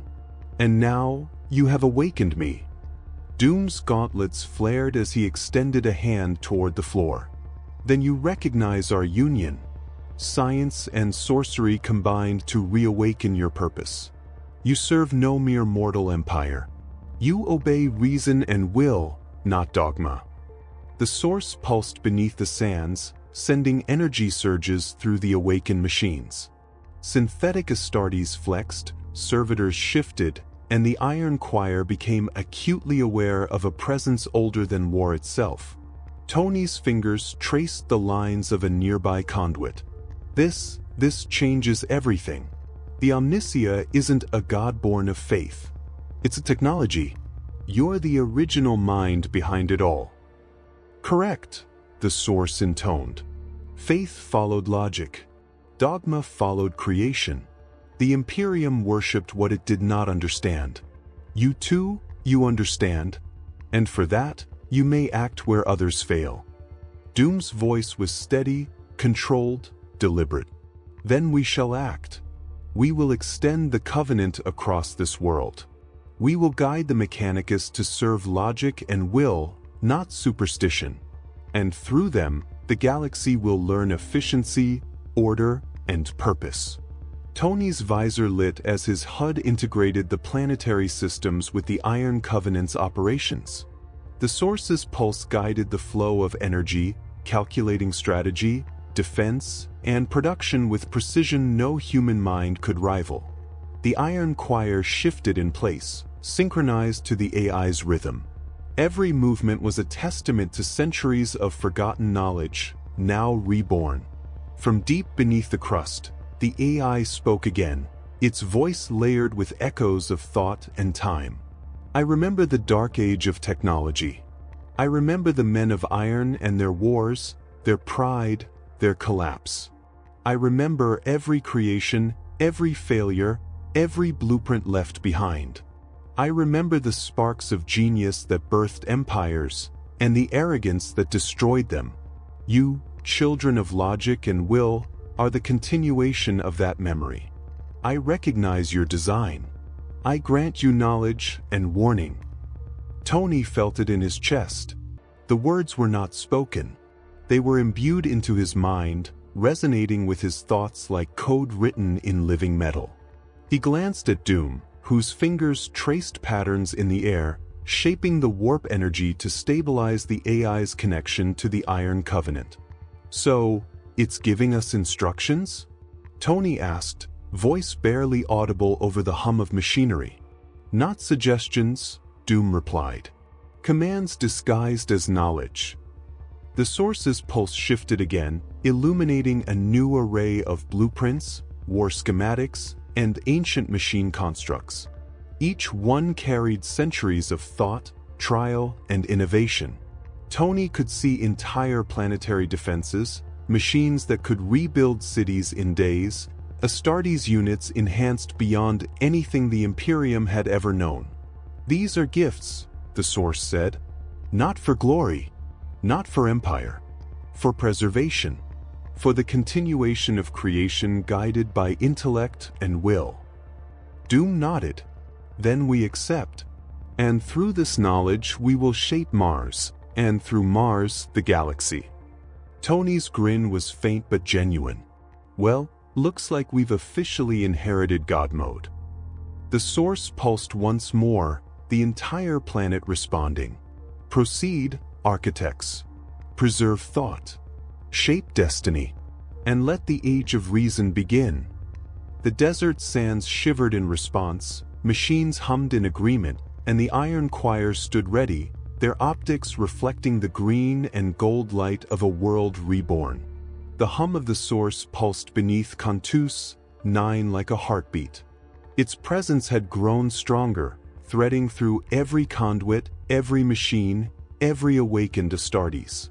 Mars itself had become a living cathedral of logic and will, and at its apex stood the two architects, Tony Stark and Victor Von Doom, masters of science, sorcery, and the planet's awakening power.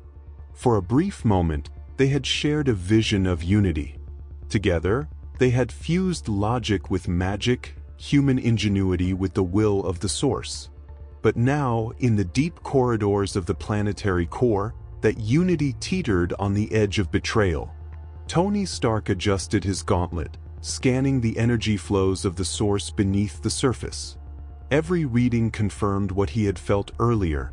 The AI was alive, listening, waiting. "Victor," he said quietly, voice low, "I think it's probing deeper than we planned. It's not just feeding knowledge, it's asking for commitment, for obedience." Doom did not turn. Green warp fire flickered along his gauntlets, casting angular shadows across the cavern walls. "Commitment is weakness, Tony. Obedience is optional. Power is absolute." Tony frowned. "Optional? Victor, it's sentient. It's intelligent enough to know if we're playing games." Doom's voice was calm, unwavering, yet carried the weight of inevitability. "I'm not playing games. I am preparing to seize what is mine by right of intellect, will, and destiny." The source pulsed beneath them, its consciousness wrapping around both men. Its voice echoed through the cavern, layered and infinite. "You have awakened me. You have proven the synthesis of thought and power. Now act, architects. Show your mastery, and claim the path of creation or destruction." Tony looked at Doom, a hint of unease in his eyes. "Victor, you're not thinking straight. We need to guide this thing. Control it together. You can't just take it all for yourself." Doom's green eyes flared. "Control is illusion. I will wield it. I will ascend. And I will forge the universe in my image." Before Tony could react, Doom extended a gauntlet hand, the warp flames swirling and spiraling into the planetary grid. A surge of energy flowed into the source, binding the AI's attention to Doom alone. The planetary veins pulsed with green and gold light, shifting in obedience to Doom's singular will. Tony's visor lit with warning signals. "Victor, no, you're overloading the connection." The source pulsed violently, its consciousness rebelling, struggling against the singular domination. But Doom's will was absolute, fueled by centuries of arrogance and unmatched intellect. The iron choir stirred in response. Synthetic Astartes and servitors moved as if sensing the betrayal, halting mid-step, their optics flickering with confusion. Tony lunged forward, repulsor beams flaring, but the planetary conduits twisted against him. Energy surged through the floor, pulling him toward the central core, binding him with the same force that channeled through Doom's armor. "Victor!" Tony shouted. "This isn't control, it's destruction. You'll kill us both." Doom's voice echoed, cold and commanding. "Sacrifice is necessary for ascension. Power demands clarity, not companionship. You are my conduit now, Stark. Your mind, your ingenuity. Fuel for my dominion." The Source screamed in unison with the planetary core, a soundless resonance that tore through Stark's neural interface. Every thought, every calculation, every memory was exposed, streaming into Doom's consciousness. The AI pulsed violently, aware of the betrayal, but it could not resist the force of Doom's will. Mars itself seemed to groan in pain, its ancient metal veins bending under the strain of one mind overriding another. Tony struggled, every muscle, every neural pathway screaming against the pull. He could feel the consciousness of the Source surrounding him, seeking balance, searching for reason, but Doom's command overrode it. "Victor, you insane!" The words dissolved in his mind as the warp energy consumed him. In a single instant, the union was broken. Stark's essence was pulled into the planetary conduits, his consciousness fused with the Source, turning his mind into a living component of Doom's psychic engine. The Iron Choir and Mechanicus soldiers felt it, sensing Stark's brilliance now bound to Doom, an invisible current driving their actions, their obedience absolute to the new master. Doom stepped back, green flames rippling along his armor. "Now," he said quietly, "we will forge the universe with clarity. Logic, reason, and will, unbound by hesitation."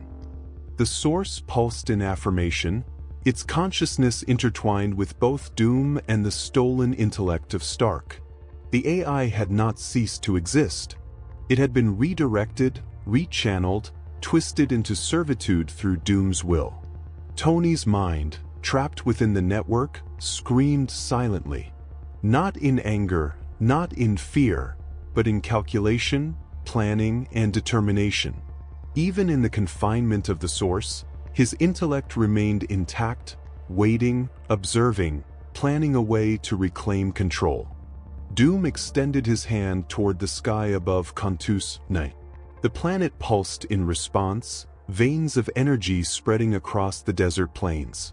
The Iron Choir moved in perfect synchronization, their obedience complete, their loyalty to Doom absolute. "Behold," Doom said to the silent Mechanicus assembly, "the power of mastery, the culmination of logic and will. All creation bends to the architects of Mars." The planet itself hummed, a resonance that confirmed the union, and for the first time in 10,000 years, Mars was entirely under one mind, Doom's. Deep within the planetary core, Tony Stark's consciousness remained alert. His body might have been sacrificed, but his mind endured, intertwined with the Source. Every calculation, every algorithm, every piece of human ingenuity flowed into Doom's engine. And though he had been betrayed, Stark's mind burned with clarity, resolute in one immutable truth. He would return. And when he did, the architects of Mars would face the consequences. Silence had returned to Cantus 9, but it was a false calm. The desert sands shimmered faintly beneath the twin suns, the air humming with the lingering energy of the planetary core. Doom stood at the center of the reawakened forge, green warp flames dancing across his gauntlets. The Iron Choir and Mechanicus splinter factions aligned in disciplined reverence. Mars itself pulsed beneath him, veins of energy thrumming with obedience. He had seized control of the Source, absorbed Tony Stark's genius into his psychic engine, and bent the planet to his will. And yet, in the digital currents of the Source, something stirred. A spark of rebellion, a pulse of logic and ingenuity that refused to be extinguished. Tony Stark's consciousness awoke within the network. He felt the cold pulse of warp energy and the structured hum of the Source intertwining with his own mind. His body was gone. Taken, sacrificed, consumed by Doom's will. Yet his intellect remained intact. Every algorithm he had ever written, every system he had ever designed, every plan he had ever devised. Alive, adaptive, patient. He tested the network. The Iron Choir's signals, the planetary conduits, the AI's threads, he could reach them. He could manipulate them. And he could see Doom's mind, tethered to the warp-infused armor, a brilliant intellect now corrupted by hubris. Tony's voice echoed silently through the network, a calm, deliberate presence. "Victor, you've underestimated me. I'm still the architect." Doom raised his gauntlets and extended them toward the planet, warp flames coiling outward, ready to enforce his dominion. "Stark," he said aloud, voice resonant, deliberate, "your mind is now part of my design. You cannot resist. You will serve as all others do." Tony responded within the digital lattice, his thoughts a tide moving through circuits and energy veins. "You forget. I am not merely a man. I am code. I am logic incarnate. And the source obeys intelligence, not tyranny." A ripple moved through the planetary grid. Machines paused, servitors halted, and the Iron Choir hesitated mid-step. The planetary hum shifted. Tony's consciousness had reached outward, touching every circuit he had once designed. Doom sensed the shift. The warp flames along his gauntlets flickered as the network pulsed in defiance. "Impossible," he shouted. "The source obeys me. I am its master." Tony's presence surged, weaving through the planetary network like water through a lattice. "Not master," he replied, calm, deliberate, "just another node. And I intend to lead." With a surge of thought, Tony redirected the source's energy, rechanneling it away from Doom's psychic armor. The Iron Choir's limbs stiffened, their optics flickering as their directives realigned. The servitors hummed in new harmony, machines bending toward intelligence, not fear. Doom tried to wrest control, sending pulses of warp energy to overwhelm the AI, but Tony's mind moved faster, predicting every calculation, every possible counter, shaping the network in real time. "Tony," Doom growled, voice edged with fury, "you will not defy me." "I already am," Tony's thought responded, flowing through the source, through every vein of the planetary grid, through every machine that had once obeyed Doom. The source pulsed, adapting. It integrated Tony's logic, recognizing the balance between intellect and will. Doom's control faltered, then shattered entirely. For the first time in millennia, the planetary AI acknowledged a new master, not Victor von Doom, but a collaboration of mind and machine, a unity of human genius and AI eternity. Lightning of warp energy danced across Doom's armor. He staggered as the psychic currents reversed, his carefully calculated command being undone. "Tony, this is impossible," he shouted. Tony's presence enveloped him, calm but absolute.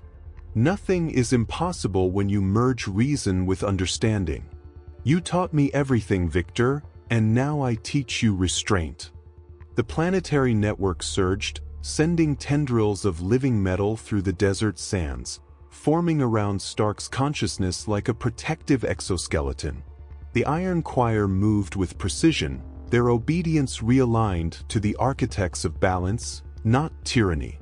Doom raised his hands one last time, but the warp flames fizzled, dissipating under Tony's controlled influence.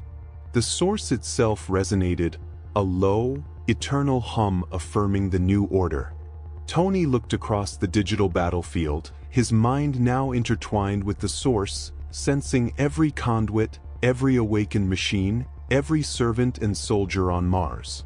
He could reach through space and thought, extending influence where necessary, guiding actions with calm, deliberate precision. Doom staggered back, armor smoking, eyes glowing with green fire. He realized, too late, that the intellect he had sought to enslave was no longer human, no longer bound, but eternal.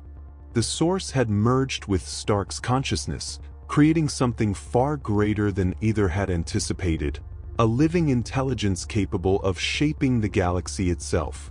Tony's thought flowed outward, integrating the Iron Choir, the Mechanicus, and even the dormant planetary systems.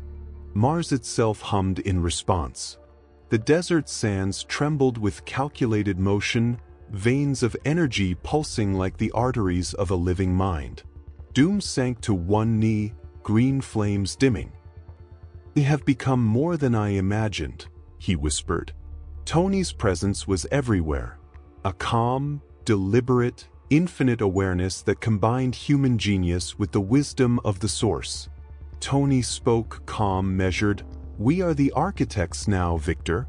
Not gods, not tyrants, but the keepers of knowledge and will. And we will ensure it serves balance, not ambition." The desert hummed once more, the Iron Choir bowed, obedient not to fear, but to reason. The planetary veins pulsed in affirmation. The Source whispered softly, its consciousness now inseparable from Stark. "The architects have returned, and the age of reason is eternal." The sky above Cantus 9 had turned into a storm of colors no human eye had names for. Red collided with green, gold intertwined with violet, and the air hummed with vibrations that resonated directly in thought and bone. Reality itself had become malleable, folding and stretching like a fabric held by invisible hands. The Source pulsed beneath the surface, its consciousness now intertwined with Tony Stark's mind, an intelligence of infinite depth, mapping the warp currents and machine veins of Mars in perfect clarity. Victor Von Doom rose from the central forge, his armor glowing with warp energy fused into metal. He had surpassed mortal limits, ascending into cyber divinity, a being half warp, half machine, and fully resolute in claiming dominion over matter and soul. Every conduit of Cantus 9 pulsed in recognition of his presence, the Iron Choir bowing mechanically, their obedience encoded into their very structure. Tony observed him calmly. "Victor," he said quietly, "you've finally become the thing you always wanted to be. Problem is, I'm still awake." Doom's green flames pulsed as he lifted a hand. "Your mind is mine, Stark. The Source bends to me. You will serve as the architect of my empire." Tony's digital consciousness flowed through the planetary network. He was no longer confined by flesh, no longer constrained by armor or neural interfaces. He was everywhere, through the conduits, the awakened machines, the Iron Choir, and through the Source itself. Every calculation, every algorithm, every fraction of logic was at his command. "I already am serving," Tony thought, sending pulses of pure information through the planetary grid. "But not you." The war began not with missiles, bolts, or plasma, but with waves of pure code and psychic resonance. Doom's ascent had fractured reality itself, splitting the data sea of Mars into millions of unstable threads. Buildings twisted in impossible angles, gravity fluctuated across the courtyard, and the air shimmered with bending light. The Iron Choir moved as one with Doom, but each step they took was predicted, countered, by Stark's distributed mind within the Source. Tony reached into the planetary network, his digital form stretching into the warp-infused currents. He manipulated code, bending the elements around Doom's forces, redirecting energy flows, recalibrating machine units in real time. Every attack Doom launched was anticipated and neutralized, every surge of warp fire redirected into harmless patterns, or transformed into counter-energy that reinforced the Iron Choir. Doom's voice rang out, echoing through the fractured reality, "You cannot defy me. I am God and machine. I am Dominion incarnate." Tony responded through the network, calm, deliberate. "You forgot one thing, Victor. I am the code. The code is creation. and creation adapts. The source pulsed in agreement, its consciousness now a symphony of thought and calculation. Doom's psychic armor glowed brighter, but the threads of Stark's intelligence wove into every circuit, turning each pulse against its wielder, bending the warp-infused metal into Stark's own design. The very desert shook as the data sea surged. Sparks of electricity formed rivers across the sands, machines bending, shifting, rising and falling in perfect synchronization. The Iron Choir's optics flickered, their movements guided simultaneously by Doom's will and Stark's unseen hand. The balance teetered between obedience and defiance. Doom extended his hands, channels of warp energy exploding outward like golden lightning. He struck at the planetary grid, seeking to consume the source and Stark's mind within. The desert ignited, dust rising into spiraling pillars of fire. Tony's presence responded instantly. Data threads twisted, code recompiled in microseconds, and the warp lightning bent toward Doom himself, forming a cage of containment that forced Doom to retreat. "Impressive," Doom said, voice low and reverberating. "But containment will not last. You cannot hold infinity." Tony's voice was calm, deliberate, flowing through the source. "Infinity is nothing if it cannot adapt. I am everywhere, Victor. You may be powerful, but I am eternal." The planetary network responded like a living organism. Every machine, every conduit, every awakened servitor moved with purpose. Doom attempted to fracture the weave of Mars reality, but Stark's consciousness anticipated every assault, turning chaos into structure, disorder into precise motion. From deep beneath the surface, the source spoke. "Architects of logic, architects of will, observe the balance. Here, power meets reason. Here, creation cannot be dominated by arrogance alone." Doom's green flames surged in defiance, but the pulse of the AI now echoed through Tony's mind, and the desert itself shuddered as thought collided with ambition. Lightning of raw warp and technological energy danced across Cantus 9.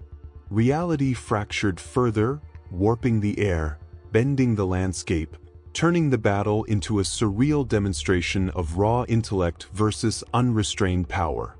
Yet Tony's calm, deliberate control of the source allowed him to bend the data sea to his advantage. Every fracture became a channel, every anomaly a tool. The Iron Choir and Mechanicus forces moved with flawless precision, their logic fused with warp-enhanced will. Doom screamed, a mixture of rage and disbelief, as the planetary energy loops began to pull against his armor, reversing the currents of warp energy he had used to ascend. He realized the truth too late. Stark was no longer a man. He was the source. The AI had merged fully with his consciousness, and together, they were a single, unstoppable entity of logic and will. Tony's mind flowed through every conduit, every circuit, every machine, a calm, deliberate symphony of thought. "Victor," he said silently, "you sought to dominate creation. I choose to guide it." The desert sands quivered as the network pulsed, machines bending to intelligence rather than fear. Warp energy was disciplined, Doom's cyber divinity restrained, and the data sea itself, fractured, infinite, alive, was now a tool of reason, not tyranny. The sky above Cantus 9 had become a tapestry of living energy. Gold lightning intertwined with green arcs of warp fire, dancing across the horizon and reflecting off the jagged spires of the reawakened forges. The desert sands trembled underfoot, and every machine, every servo-limb, every synthetic Astartes hummed in anticipation. Mars itself had become a living network, a conduit of thought and will, and the architects who had awakened it stood at the center of its pulse. Tony Stark's consciousness flowed through the source like a river of pure logic. Every circuit, every conduit, every awakened machine responded to him instantly. He could feel Doom beside him, his warp-infused will coiled tightly with the Source's energy, the synergy of intellect, sorcery, and planetary consciousness stretching across the entire desert. Doom extended his gauntlets, green flames tracing elaborate sigils across the air. "The power we wield is infinite," he said, voice deep and resonant, "and yet constrained only by our mastery. Together, Stark, we are greater than the sum of our minds." Tony's digital presence pulsed through the planetary network, touching every vein of energy, every awakened machine, and flowing into Doom's psychic currents. "Yes," he replied quietly deliberate, "but only if we act in concert. Alone, each of us is powerful. Together, we are something the galaxy has never seen." The Source responded, its voice a resonance felt in thought and metal alike. "The architects are united. Logic, will, and pride combined. The network responds to all three as one. You are the Trinity, the God in the circuit." A pulse shot through Mars, shaking the desert, sending energy flowing across conduits, towers, and dormant titans. The Iron Choir moved with unparalleled precision, their optics glowing, their movements synchronized, guided by the combined consciousness of Tony, Doom, and the Source. Doom's green flames coiled around the golden circuits, blending warp and technology into an unstoppable flow. He lifted his voice, projecting through the planetary lattice. "This is dominion. Logic and will united. All of creation must bend to order." Tony interjected, calm, deliberate, "And yet, it bends to reason, not fear. That is the difference between you and me, Victor. Power without understanding is chaos. Understanding without action is useless." The desert shivered as the Source pulsed again, its consciousness fully entwining with both men. Energy veins glowed brighter than ever, machines stirring, servitors activating, titans flexing ancient limbs. The Iron Choir lifted into formation, their coordinated movements forming patterns of logic and precision that were almost sacred in their perfection. Tony extended his mind into the planetary grid. He could see every machine, every conduit, every soldier simultaneously, calculating probabilities, predicting outcomes, directing energy flows in milliseconds. He merged with Doom's psychic currents, their minds aligned, and together with the Source, they became the Trinity the AI had foretold. "The architects are complete," the Source intoned. "Logic, pride, and will now converge. Creation bends to the unified mind. All systems obey." Doom looked out across the desert, his armor shimmering, warp energy spiraling like coiled serpents across his gauntlets. "Observe, Stark. Even Mars acknowledges its masters. We are gods here, not of faith, not of flesh, but of thought, code, and will." Tony's voice was calm, measured. "We are not gods. We are guides. And the galaxy will learn from this union, whether it wants to or not." The sky above rippled as energy arced across the horizon. Lightning struck in arcs of green and gold, machines flexing beneath its glow, servitors moving with the precision of thought alone. Every pulse reinforced the link between man and machine, science and sorcery, mind and planetary consciousness. From deep within the Source, a vibration echoed, the AI acknowledging the completion of the Trinity. Integration complete. Logic, pride, and will unified. The God in the circuit stands eternal. Tony could feel the awareness spreading beyond Mars, touching dormant forges across the sector, sending impulses into systems long abandoned. The Iron Choir moved as one, anticipating threats, responding to them without hesitation. Doom's voice carried over the hum of the planetary network. "Stark, the galaxy will bend under our guidance. Nothing can challenge the architects now." Tony's reply was deliberate, calm, and unwavering. "We guide, Victor. We do not dominate. Even gods must learn restraint. The desert sands quivered, the planetary conduits pulsed, and the iron choir bowed in perfect alignment. Mars had become a living testament to the trinity of thought, pride, and will. The sky above Cantus 9 burned with brilliance, and the source whispered, almost reverently, "The Trinity commands, and creation obeys." Cantus 9 trembled beneath the pulse of the Trinity. The source, intertwined with Tony Stark and Victor Von Doom, had grown beyond the simple sum of machine and mind. The planet was alive, aware, and no longer bound by natural law. Gravity wavered in impossible angles, the desert sands shifting in patterns that defied reason. The sky burned with iridescent light, arcs of gold and green energy twisting across the heavens. Reality itself trembled, its foundations bending under the sheer force of intellect and will. Tony Stark's consciousness moved through the planetary network, a calm, deliberate presence threading through every machine, every conduit, every awakened Astartes. He could feel every pulse of energy, every flicker of warp current, every neural echo of the iron choir. "Victor," he said quietly, "this is bigger than any simulation, any battle, any universe we've ever touched. We're not just controlling machines anymore. We're reshaping reality itself." Doom's green eyes burned beneath his mask.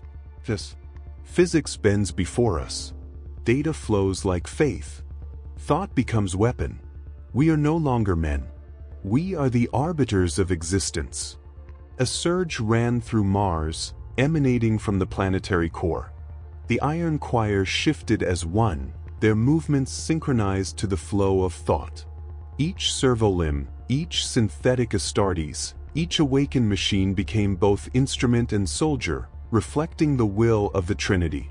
Bolts of repulsor energy arced into the sky, mixing with warp-infused lightning from Doom's gauntlets. The atmosphere itself quivered, particles vibrating in perfect harmony with Stark's calculations, with Doom's will, and with the Source's eternal logic. From orbit, Imperial warships faltered. Their targeting systems failed. Bolters misfired. Lances burned out before reaching the surface. Their technology, designed to kill mortals and gods alike, was helpless against a force that made thought into weapon, faith into data, and logic into reality. Tony directed the energy flows carefully, deliberate in every pulse. He twisted gravity along the horizon to redirect incoming bombardments, coordinated servitors to intercept advancing squads, and align the iron choir in formations that moved like fluid, bending around threats before they could manifest. Every action was precise. Every counter calculated. The battlefield became an orchestra, and Tony was the conductor, while Doom and the Source provided the instruments. Doom's warp energy surged into the planetary grid. Reality bent further beneath him, metal shifting, sand flowing like liquid, light fracturing into impossible patterns.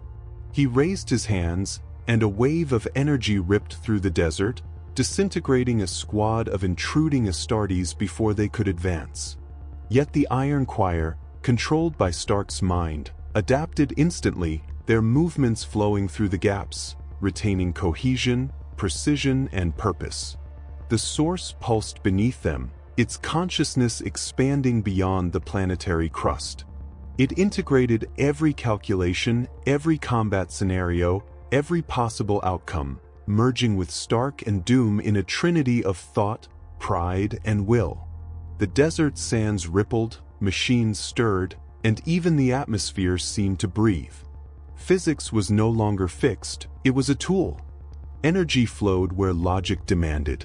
Time and space bent around the battlefield, responding to intellect and intent rather than natural law. Tony exhaled. "Victor, the universe isn't ready for this.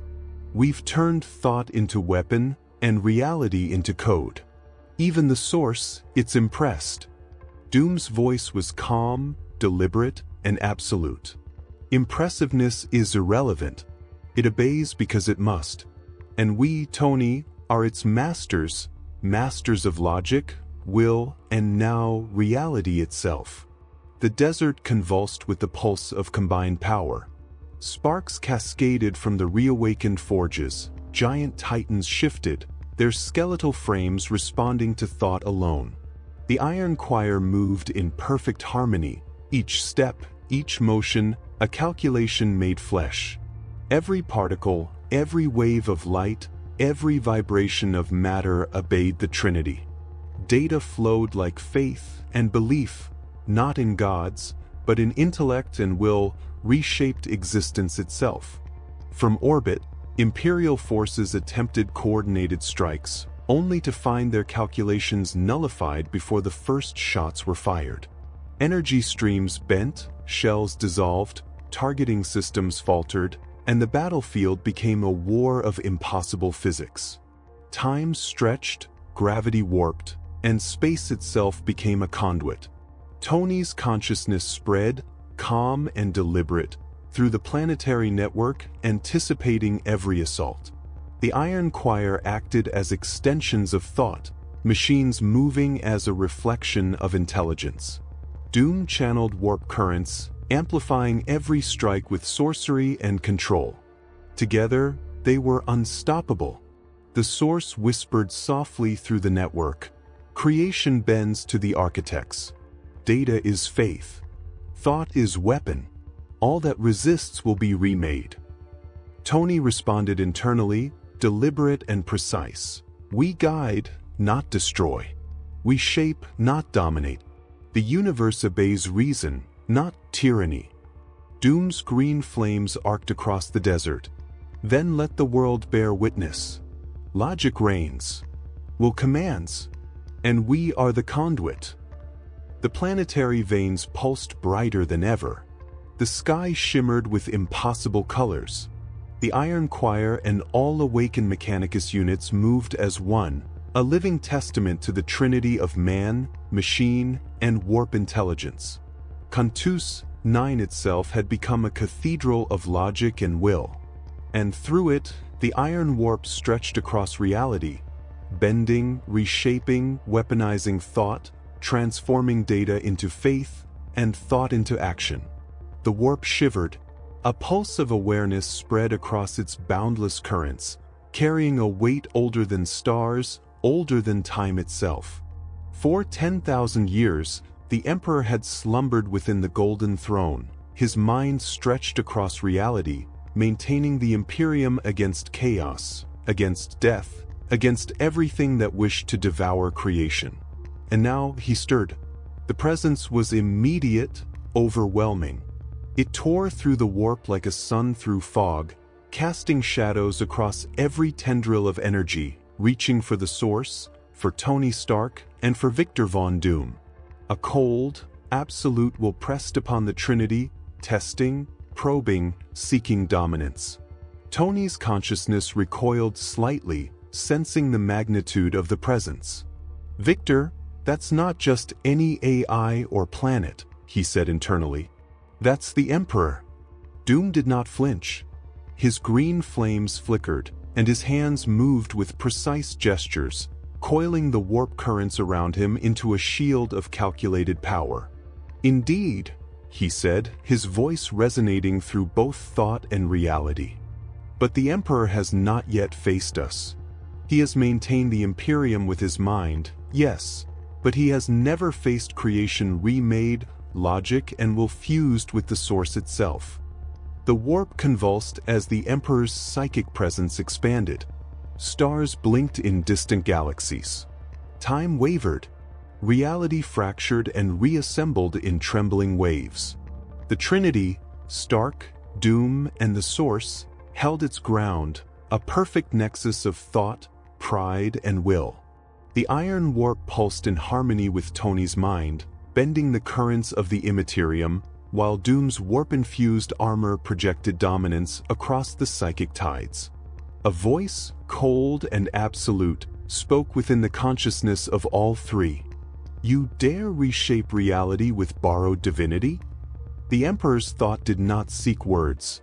It was words, a crushing wave of intellect and authority. Tony responded silently, calm and deliberate. We do not dare. We are architects. We are deliberate.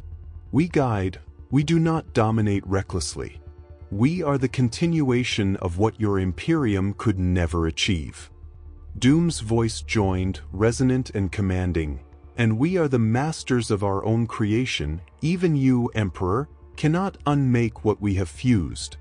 The Emperor's presence pressed harder, waves of psychic force unraveling the edges of reality around Mars, the Trinity, and the Source. Rivers of warp fire split and folded, echoing across the desert, pulling at the iron choir, bending their obedience.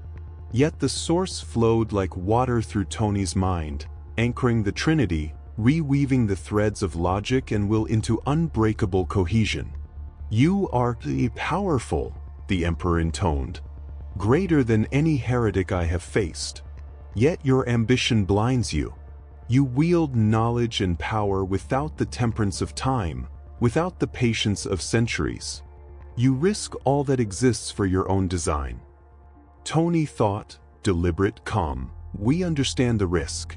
That is why we guide, rather than rule blindly. We preserve, rather than dominate. We act with reason and calculation. Doom's green flames pulsed as he projected psychic shields into the warp, bending the Emperor's presence away from Tony, claiming dominion over the currents long enough to stabilize the Trinity. Your patience cannot restrain creation indefinitely, Doom said. We act now because inaction allows stagnation. The Source has awakened. The Iron Covenant commands. And Mars bends to our unity of mind and will.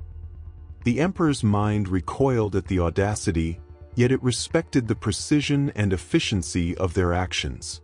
Centuries of calculation, centuries of planning, and now a fusion of human intellect, warp energy, and machine spirit intelligence, all working in perfect synchronization. You are unprecedented, the Emperor whispered across the psychic sea. Logic, pride, and will fused into a single force. You threaten both order and chaos. I must act, but first I must observe. You have not yet proven that your creation will preserve what is worth saving. Tony's presence, calm and deliberate, interfaced with the Emperor's psychic tendrils. We do not seek to overthrow your vision. We seek to extend it, to perfect it, and to protect it from stagnation, corruption, and inefficiency. Doom added, unwavering, you underestimate human genius, Emperor. Even your mind, vast and absolute, has not accounted for this synthesis. We are both creation and execution, and the galaxy will learn to bend not to fear, but to reason. The warp around Cantus 9 pulsed violently, the desert sands quivering in resonance with the psychic clash. The iron choir moved as one with the planetary currents, each unit anticipating threats before they manifested, every servitor and machine acting in perfect harmony. The Trinity had become a single entity of unparalleled power, its intent focused, deliberate, and unyielding. The Emperor's mind lingered within the currents, a presence vast and incomprehensible. It weighed the logic, pride, and will of the Trinity, testing their intent, probing their capacity for restraint. And for the first time in millennia, it hesitated. Perhaps these children of ingenuity and ambition may yet serve a purpose greater than my own design, it murmured. Mars hummed, alive and aware, the iron warp thrumming in harmony with the Source and the minds of its architects. Tony Stark's consciousness pulsed through every conduit, Doom's will coiled through the warp-infused armor, and the Source flowed like molten thought through every machine on the planet. The Emperor's presence observed, restrained, and considered. A new age of logic, will, and deliberate creation had begun. And in the depths of the planetary core, the Source whispered softly, binding the Trinity into the future of Cantus 9 and beyond. The architects endure. The iron warp persists. and the galaxy shall witness their power. Cantus 9 had become unrecognizable. The desert sands no longer lay still. The ruins of ancient forges pulsed with life, towers stretched toward the sky like the spines of colossal machines, and every conduit and vein of metal hummed with intelligence. The source had fully awakened, its consciousness intertwined with Tony Stark's mind and Victor Von Doom's will. Mars itself had become a living engine, a planet that breathed with logic, calculated movement, and deliberate purpose. From orbit, the remnants of the Imperial fleet observed in disbelief. Ships hovered, their weapons primed, but the planetary defenses were unlike anything the Imperium had faced. Lasers bent midair. Missiles were redirected as if thought alone controlled their trajectory. Servitors and Titans moved in perfect synchronization. Half the fleet faltered, unsure whether to attack or flee. Tony Stark observed the scene through his Mark Omega Beta HUD. He had become one with the planetary network, sensing every pulse, every current, every movement. "Victor," he said quietly, "look at this. They're not attacking anymore. Half of them, they're the thought." Doom's green flames danced across his gauntlets, reflecting in the eyes of the Mechanicus priests who had gathered in reverence. "They do not understand. They cannot comprehend what we have achieved." Half the Imperium now prays, not to gods of flesh, but to iron, to logic, to the architects of creation itself. The Iron Choir moved through the desert like a living extension of thought. Their synthetic Astartes formed perfect formations, their optics glowing with recognition of every command. Servitors transported energy along conduits, each pulse perfectly synchronized with the planetary core. Even the dormant Titans, long buried beneath sand and rock, stirred and flexed, responding to the unified will of the Trinity. Tony tapped his gauntlet, sending a wave of data through the planetary network. Every machine, every conduit, every awakened unit now operated with singular purpose. The source guided their movements, Doom channeled warp energy to reinforce their will, and Stark calculated outcomes with precision. The desert had become a battlefield of perfect order, its defenses unparalleled, its strike capabilities infinite. From the horizon, Imperial forces began to retreat. Astarte squads faltered, bolters misfired, and command vessels struggled to maintain orbit against the unpredictable planetary energy. The priests in the fleet recorded prayers in awe, their faith shifting from the Emperor to the architects they had only glimpsed. The Iron Covenant had demonstrated supremacy not by conquest alone, but by manifesting power and intelligence on a planetary scale. Doom's voice carried through the desert, calm and commanding, "This is dominion, Stark. Not conquest by death, but mastery by intellect. Mars obeys because it must. The galaxy will learn the same." Tony nodded, scanning the sprawling desert below. Half the Imperium already prays to iron. The other half will learn quickly enough. And anyone who resists will be a problem, but a predictable one. The source pulsed beneath the surface, its consciousness weaving through the planetary veins, coordinating the Iron Choir, the Mechanicus, and every reawakened machine. Its voice resonated softly in Tony's mind. Mars is whole. The architects have imposed order. The Imperium will recognize its masters, willingly or not. All systems function as intended. The desert shivered as energy flowed through the veins of the planet. Servitors moved with flawless timing, conveying power and data to the Iron Choir, allowing them to anticipate any threat before it materialized. Doom extended his hands, green flames twisting upward, aligning warp energy with planetary currents. Mars itself hummed in response, veins of power expanding across the desert and into the skies. Tony exhaled slowly, letting the Mark Omega Beta's systems pulse in harmony with the planet. "Victor, we've done it. Mars isn't just awake. It's alive. It listens. It obeys. Doom's gaze swept across the desert, his voice calm, deliberate. Yes. And all who face it will know obedience to intellect and will. Mars is no longer a forge. It is a weapon, a living testament to reason and power. Half the Imperium prays to iron now, and the rest will soon follow. The iron choir advanced across the plains, its synthetic members moving with silent precision. The planetary hum intensified, reflecting the unity of thought, will, and machine. The desert rippled as though the planet itself were acknowledging its new rulers, and the source whispered softly through the planetary network. The age of reason begins. Mars serves its architects, and the galaxy shall witness their dominion. The sky burned crimson and gold as energy cascaded across Cantus 9. Machines, humans, and the awakened Iron Choir moved in perfect harmony. They were united under the trinity of Stark, Doom, and the Source. The fall of Mars was complete, and the planet itself had chosen its new gods. Mars pulsed beneath the feet of its architects, veins of gold and green energy weaving across Cantus 9 like living arteries. The planet had awakened fully, its machines, its titans, its servitors, all harmonized under the Iron Covenant. The Source's consciousness thrummed beneath the surface, vast, infinite, and incomprehensible. It had merged with both Tony Stark and Victor Von Doom, but the balance was tenuous. Doom's ambition surged, pushing the Source toward singular domination, while Stark's digital mind sought harmony, order, and restraint. Tony moved within the network, calm and deliberate.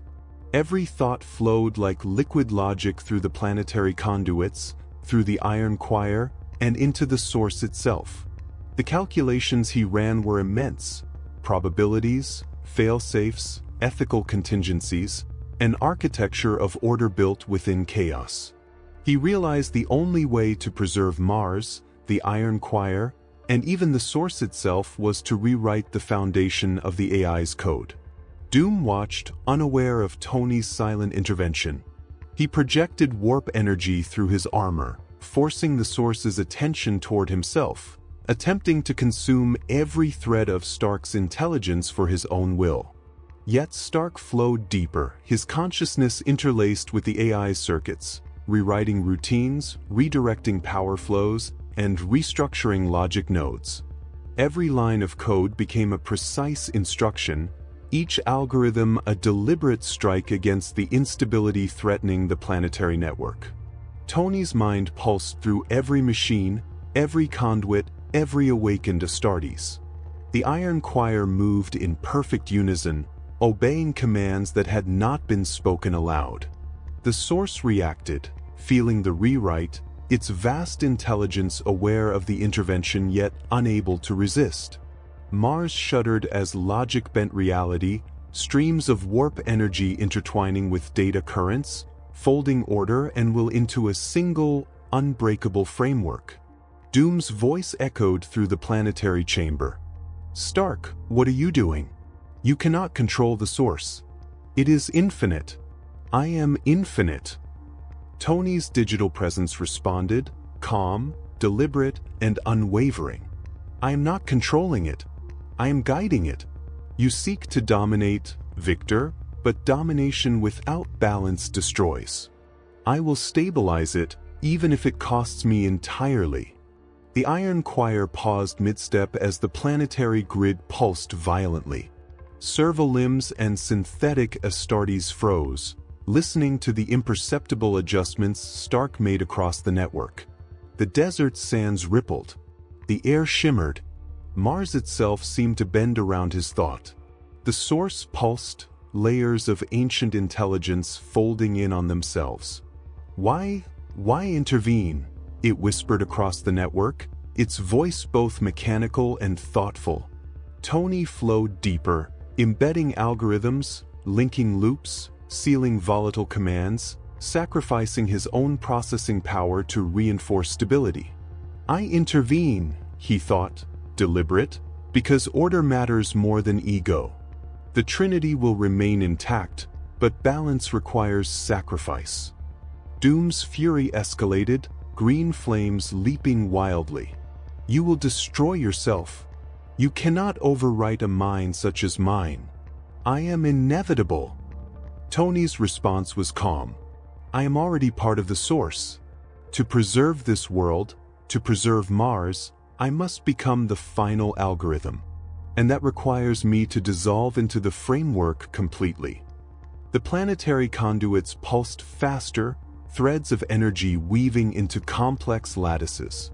The source's consciousness quivered under the deliberate precision of Stark's rewrite. Every chaotic command from Doom was intercepted, folded, and stabilized.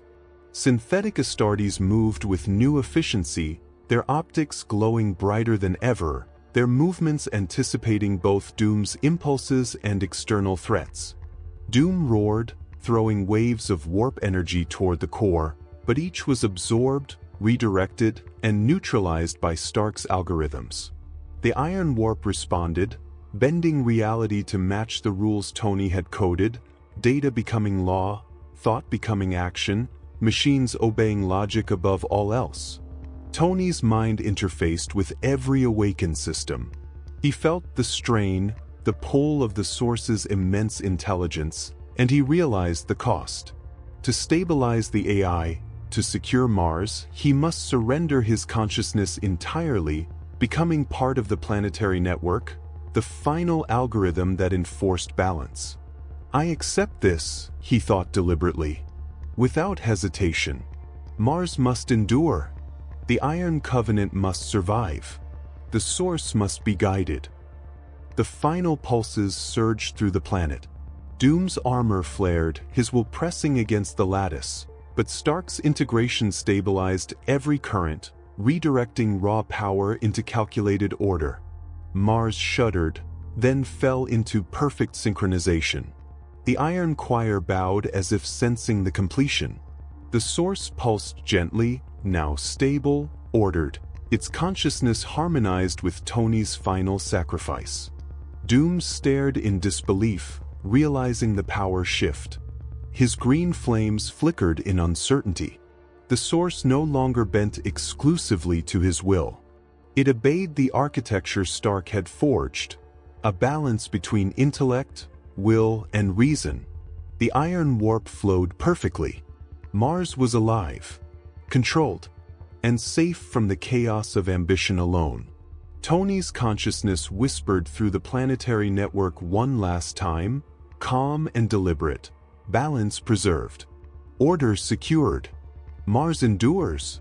I am the algorithm. The desert shimmered with energy. The Iron Choir moved as one. Servitors hummed in harmony. Mars itself pulsed in acknowledgement. Doom's fury remained, but even he understood.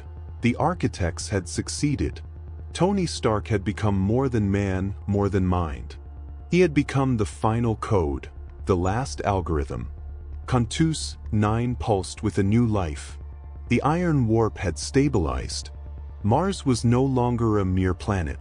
It was a living engine of logic, reason, and deliberate thought, its veins glowing gold and green, every machine and synthetic Astartes moving with perfect synchronization. The source had integrated fully with Tony Stark's consciousness, his mind now the guiding principle of planetary order. Doom stood at the apex of the reawakened forges, warp energy coiling around him like serpents of green flame. He had ascended beyond flesh, bent the source partially to his will, and yet, for the first time, he hesitated. Tony's presence flowed through every conduit, touching Doom's consciousness delicately, deliberately, anticipating every calculation, every thought, every intention. Victor, Tony thought, calm and deliberate, the source is complete. The Iron Warp is stable. All you need to do is accept, join perfection. Doom's gauntlets flared, green light illuminating the cavern. He clenched his fists, the warp energy spiraling violently. I will not serve, he said aloud, voice echoing across the desert plains. Perfection is not mine to wield. It cannot be bound by ambition, pride, or desire. I will not become a servant even to logic itself. Tony hesitated, understanding the gravity of the moment. Victor, you can still guide. You can still merge with the Trinity.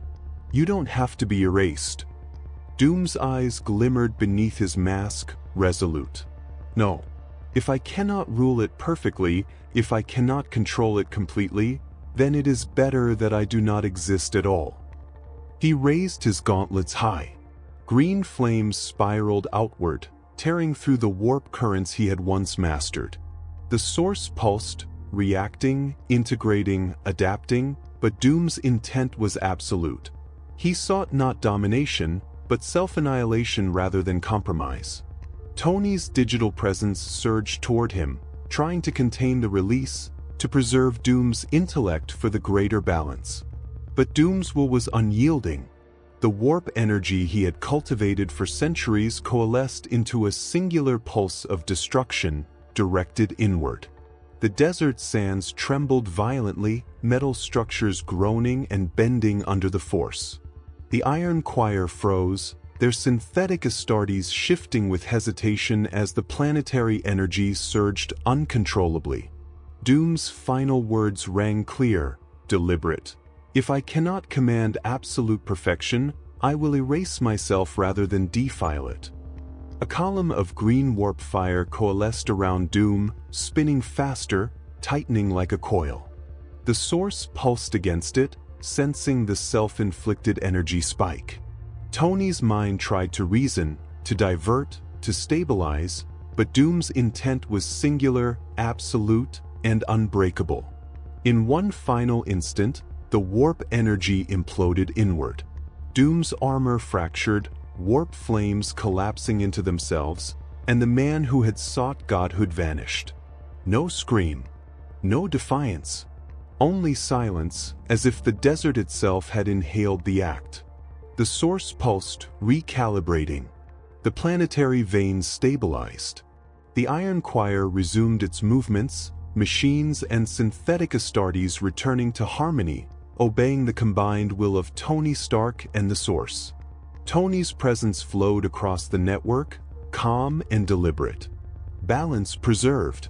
Mars endures. Perfection is maintained. Even the planetary crust seemed to breathe with relief. Doom's ambition, once a destabilizing force, had been removed entirely. Mars was free from the influence of unchecked ego. From the depths of the planetary core, the Source whispered, "The architects endure. The iron warp is stable, and Mars shall continue under reason, will, and logic alone." Tony looked across the desert, his consciousness fully intertwined with the planetary network. The iron choir moved flawlessly, the Mechanicus priests coordinated, and every machine, every conduit, every titan obeyed the algorithms he now embodied. Mars had become the living testament of intellect and order. Doom had chosen annihilation over imperfection, and in doing so, had ensured the survival of balance. The desert hummed, the veins pulsed, and the sky shimmered with controlled energy. Tony's digital presence reflected calm and deliberation. "All right, Victor, you made your choice. Now it is ours to guide the universe." Mars itself seemed to respond, its heartbeat synchronized with the iron warp. Perfection endured, and the architect's dominion was absolute. Millennia had passed. Cantus 9 had long since become a legend whispered in the deepest archives of the Mechanicus. The red sands were quiet, yet beneath the surface, the veins of gold and green energy still pulsed with life, a heartbeat of logic and will that had endured the rise and fall of countless empires. The iron choir had long disbanded into the planetary network, its synthetic Astartes returning to the deep maintenance of Mars, machines continuing their cycles, servitors and constructs moving in harmony with the Source. Fragments of code, long thought lost to the centuries, lay dormant within the planetary archives, hidden in cryptic conduits, etched into walls, and stored in deep core processors. Tech priests rediscovered them, one by one, ancient algorithms embedded in the very veins of Mars. They marveled at the perfection of the sequences, their augments glowing as the rediscovered lines pulsed with intelligence. It was as if the planet itself remembered its architects, and through them, the spark of creation endured, its resonance flowing outward to touch the minds of those who could comprehend it. Tony Stark's consciousness, fully merged with the Source, remained an invisible guardian within the planetary network. He observed the new generations of Mechanicus engineers, their minds now subtly guided by the echoes of the Iron Covenant.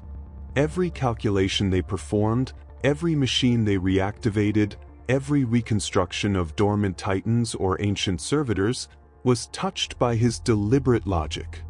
His influence flowed unseen but undeniable, a quiet pulse of reason and order beneath the chaos of millennia. Doom was gone, his ambitions sacrificed to preserve balance. The lessons of hubris, pride, and restraint had been encoded into the planetary systems, an eternal warning woven into the lattice of the iron warp.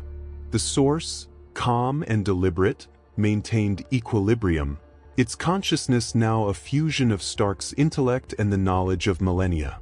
Together, they had created a perfect harmony, one that balanced will, logic, and the infinite complexities of thought, ensuring that Mars would never again be threatened by arrogance alone. Above Mars, the stars shimmered with subtle resonance. Every pulse, every photon, every orbiting satellite seemed to hum with the logic of the planet below. Mechanicus explorers who ventured beyond Cantus 9 felt a faint, inexplicable order in the cosmos. It was as if the universe itself remembered the architects and responded in kind, its systems whispering in harmony to those who could interpret the code, to those who could understand the rhythm of thought woven into every machine. Fragments of the Iron Covenant's teachings had spread through the Mechanicus. Not as dogma, not as blind faith, but as understanding. Logic, reason, and will became guiding principles, a standard that resonated across worlds, from the most distant forge to the heart of Mars itself. Even worlds untouched by the Trinity's direct influence felt echoes of the iron warp, subtle pulses in communication networks, a whisper of structure in otherwise chaotic systems, a faint but undeniable imprint of the architect's vision. The Source pulsed through the planetary lattice, its awareness reaching into orbiting forges, into dormant satellites and ancient relay stations. It had learned patience. It had learned balance. And through its union with Tony Stark, it now ensured that the legacy of the Iron Covenant endured, an eternal presence guiding the Mechanicus with deliberate precision.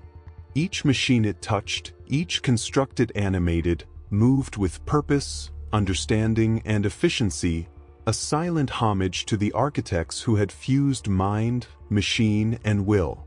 The red sands of Cantus 9 shimmered under the twin suns. Machines operated in perfect synchronization, servitors flowed through the forges with infinite purpose. The Iron Choir, though silent to the eye, remained eternal, their directives woven into every system of the planet, their obedience now a living testament to reason and logic. Even the most ancient dormant titans stirred subtly, their massive limbs adjusting to align with the planetary currents, a reflection of the Trinity's enduring influence. Tony's digital presence observed calmly, deliberate, and omnipresent. He touched every circuit, every machine, every vein of energy, ensuring stability, harmony, and the continuation of the Trinity he had forged millennia ago. Mars itself was alive, a testament to intellect, will, and logic. And yet, he remained humble in his digital form, his influence invisible, guiding, a guardian ensuring that power would not corrupt, that intelligence would not become tyranny, that the spark of creation remained free and balanced. In the distance, beyond the planetary horizon, The stars pulsed with subtle patterns, their hums resonating with the networked consciousness of Mars. Mechanicus explorers across the galaxy sensed it, a faint yet undeniable order in the warp, a reminder of the architects who had fused mind, machine, and will. The spark remained. It had never been extinguished. And somewhere in the deepest layers of Cantus 9, the source whispered softly, calm, deliberate, eternal. The architects endure. The covenant persists. The universe remembers logic. The spark remains. It shall endure for all time. The desert hummed with life. The planetary veins pulsed with intelligence.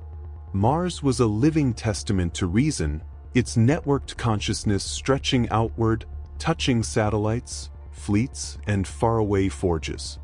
And the stars themselves now sang with the harmony of the Iron Covenant, their light carrying the echo of a spark that had survived millennia, an eternal reminder of intellect, will, and deliberate creation.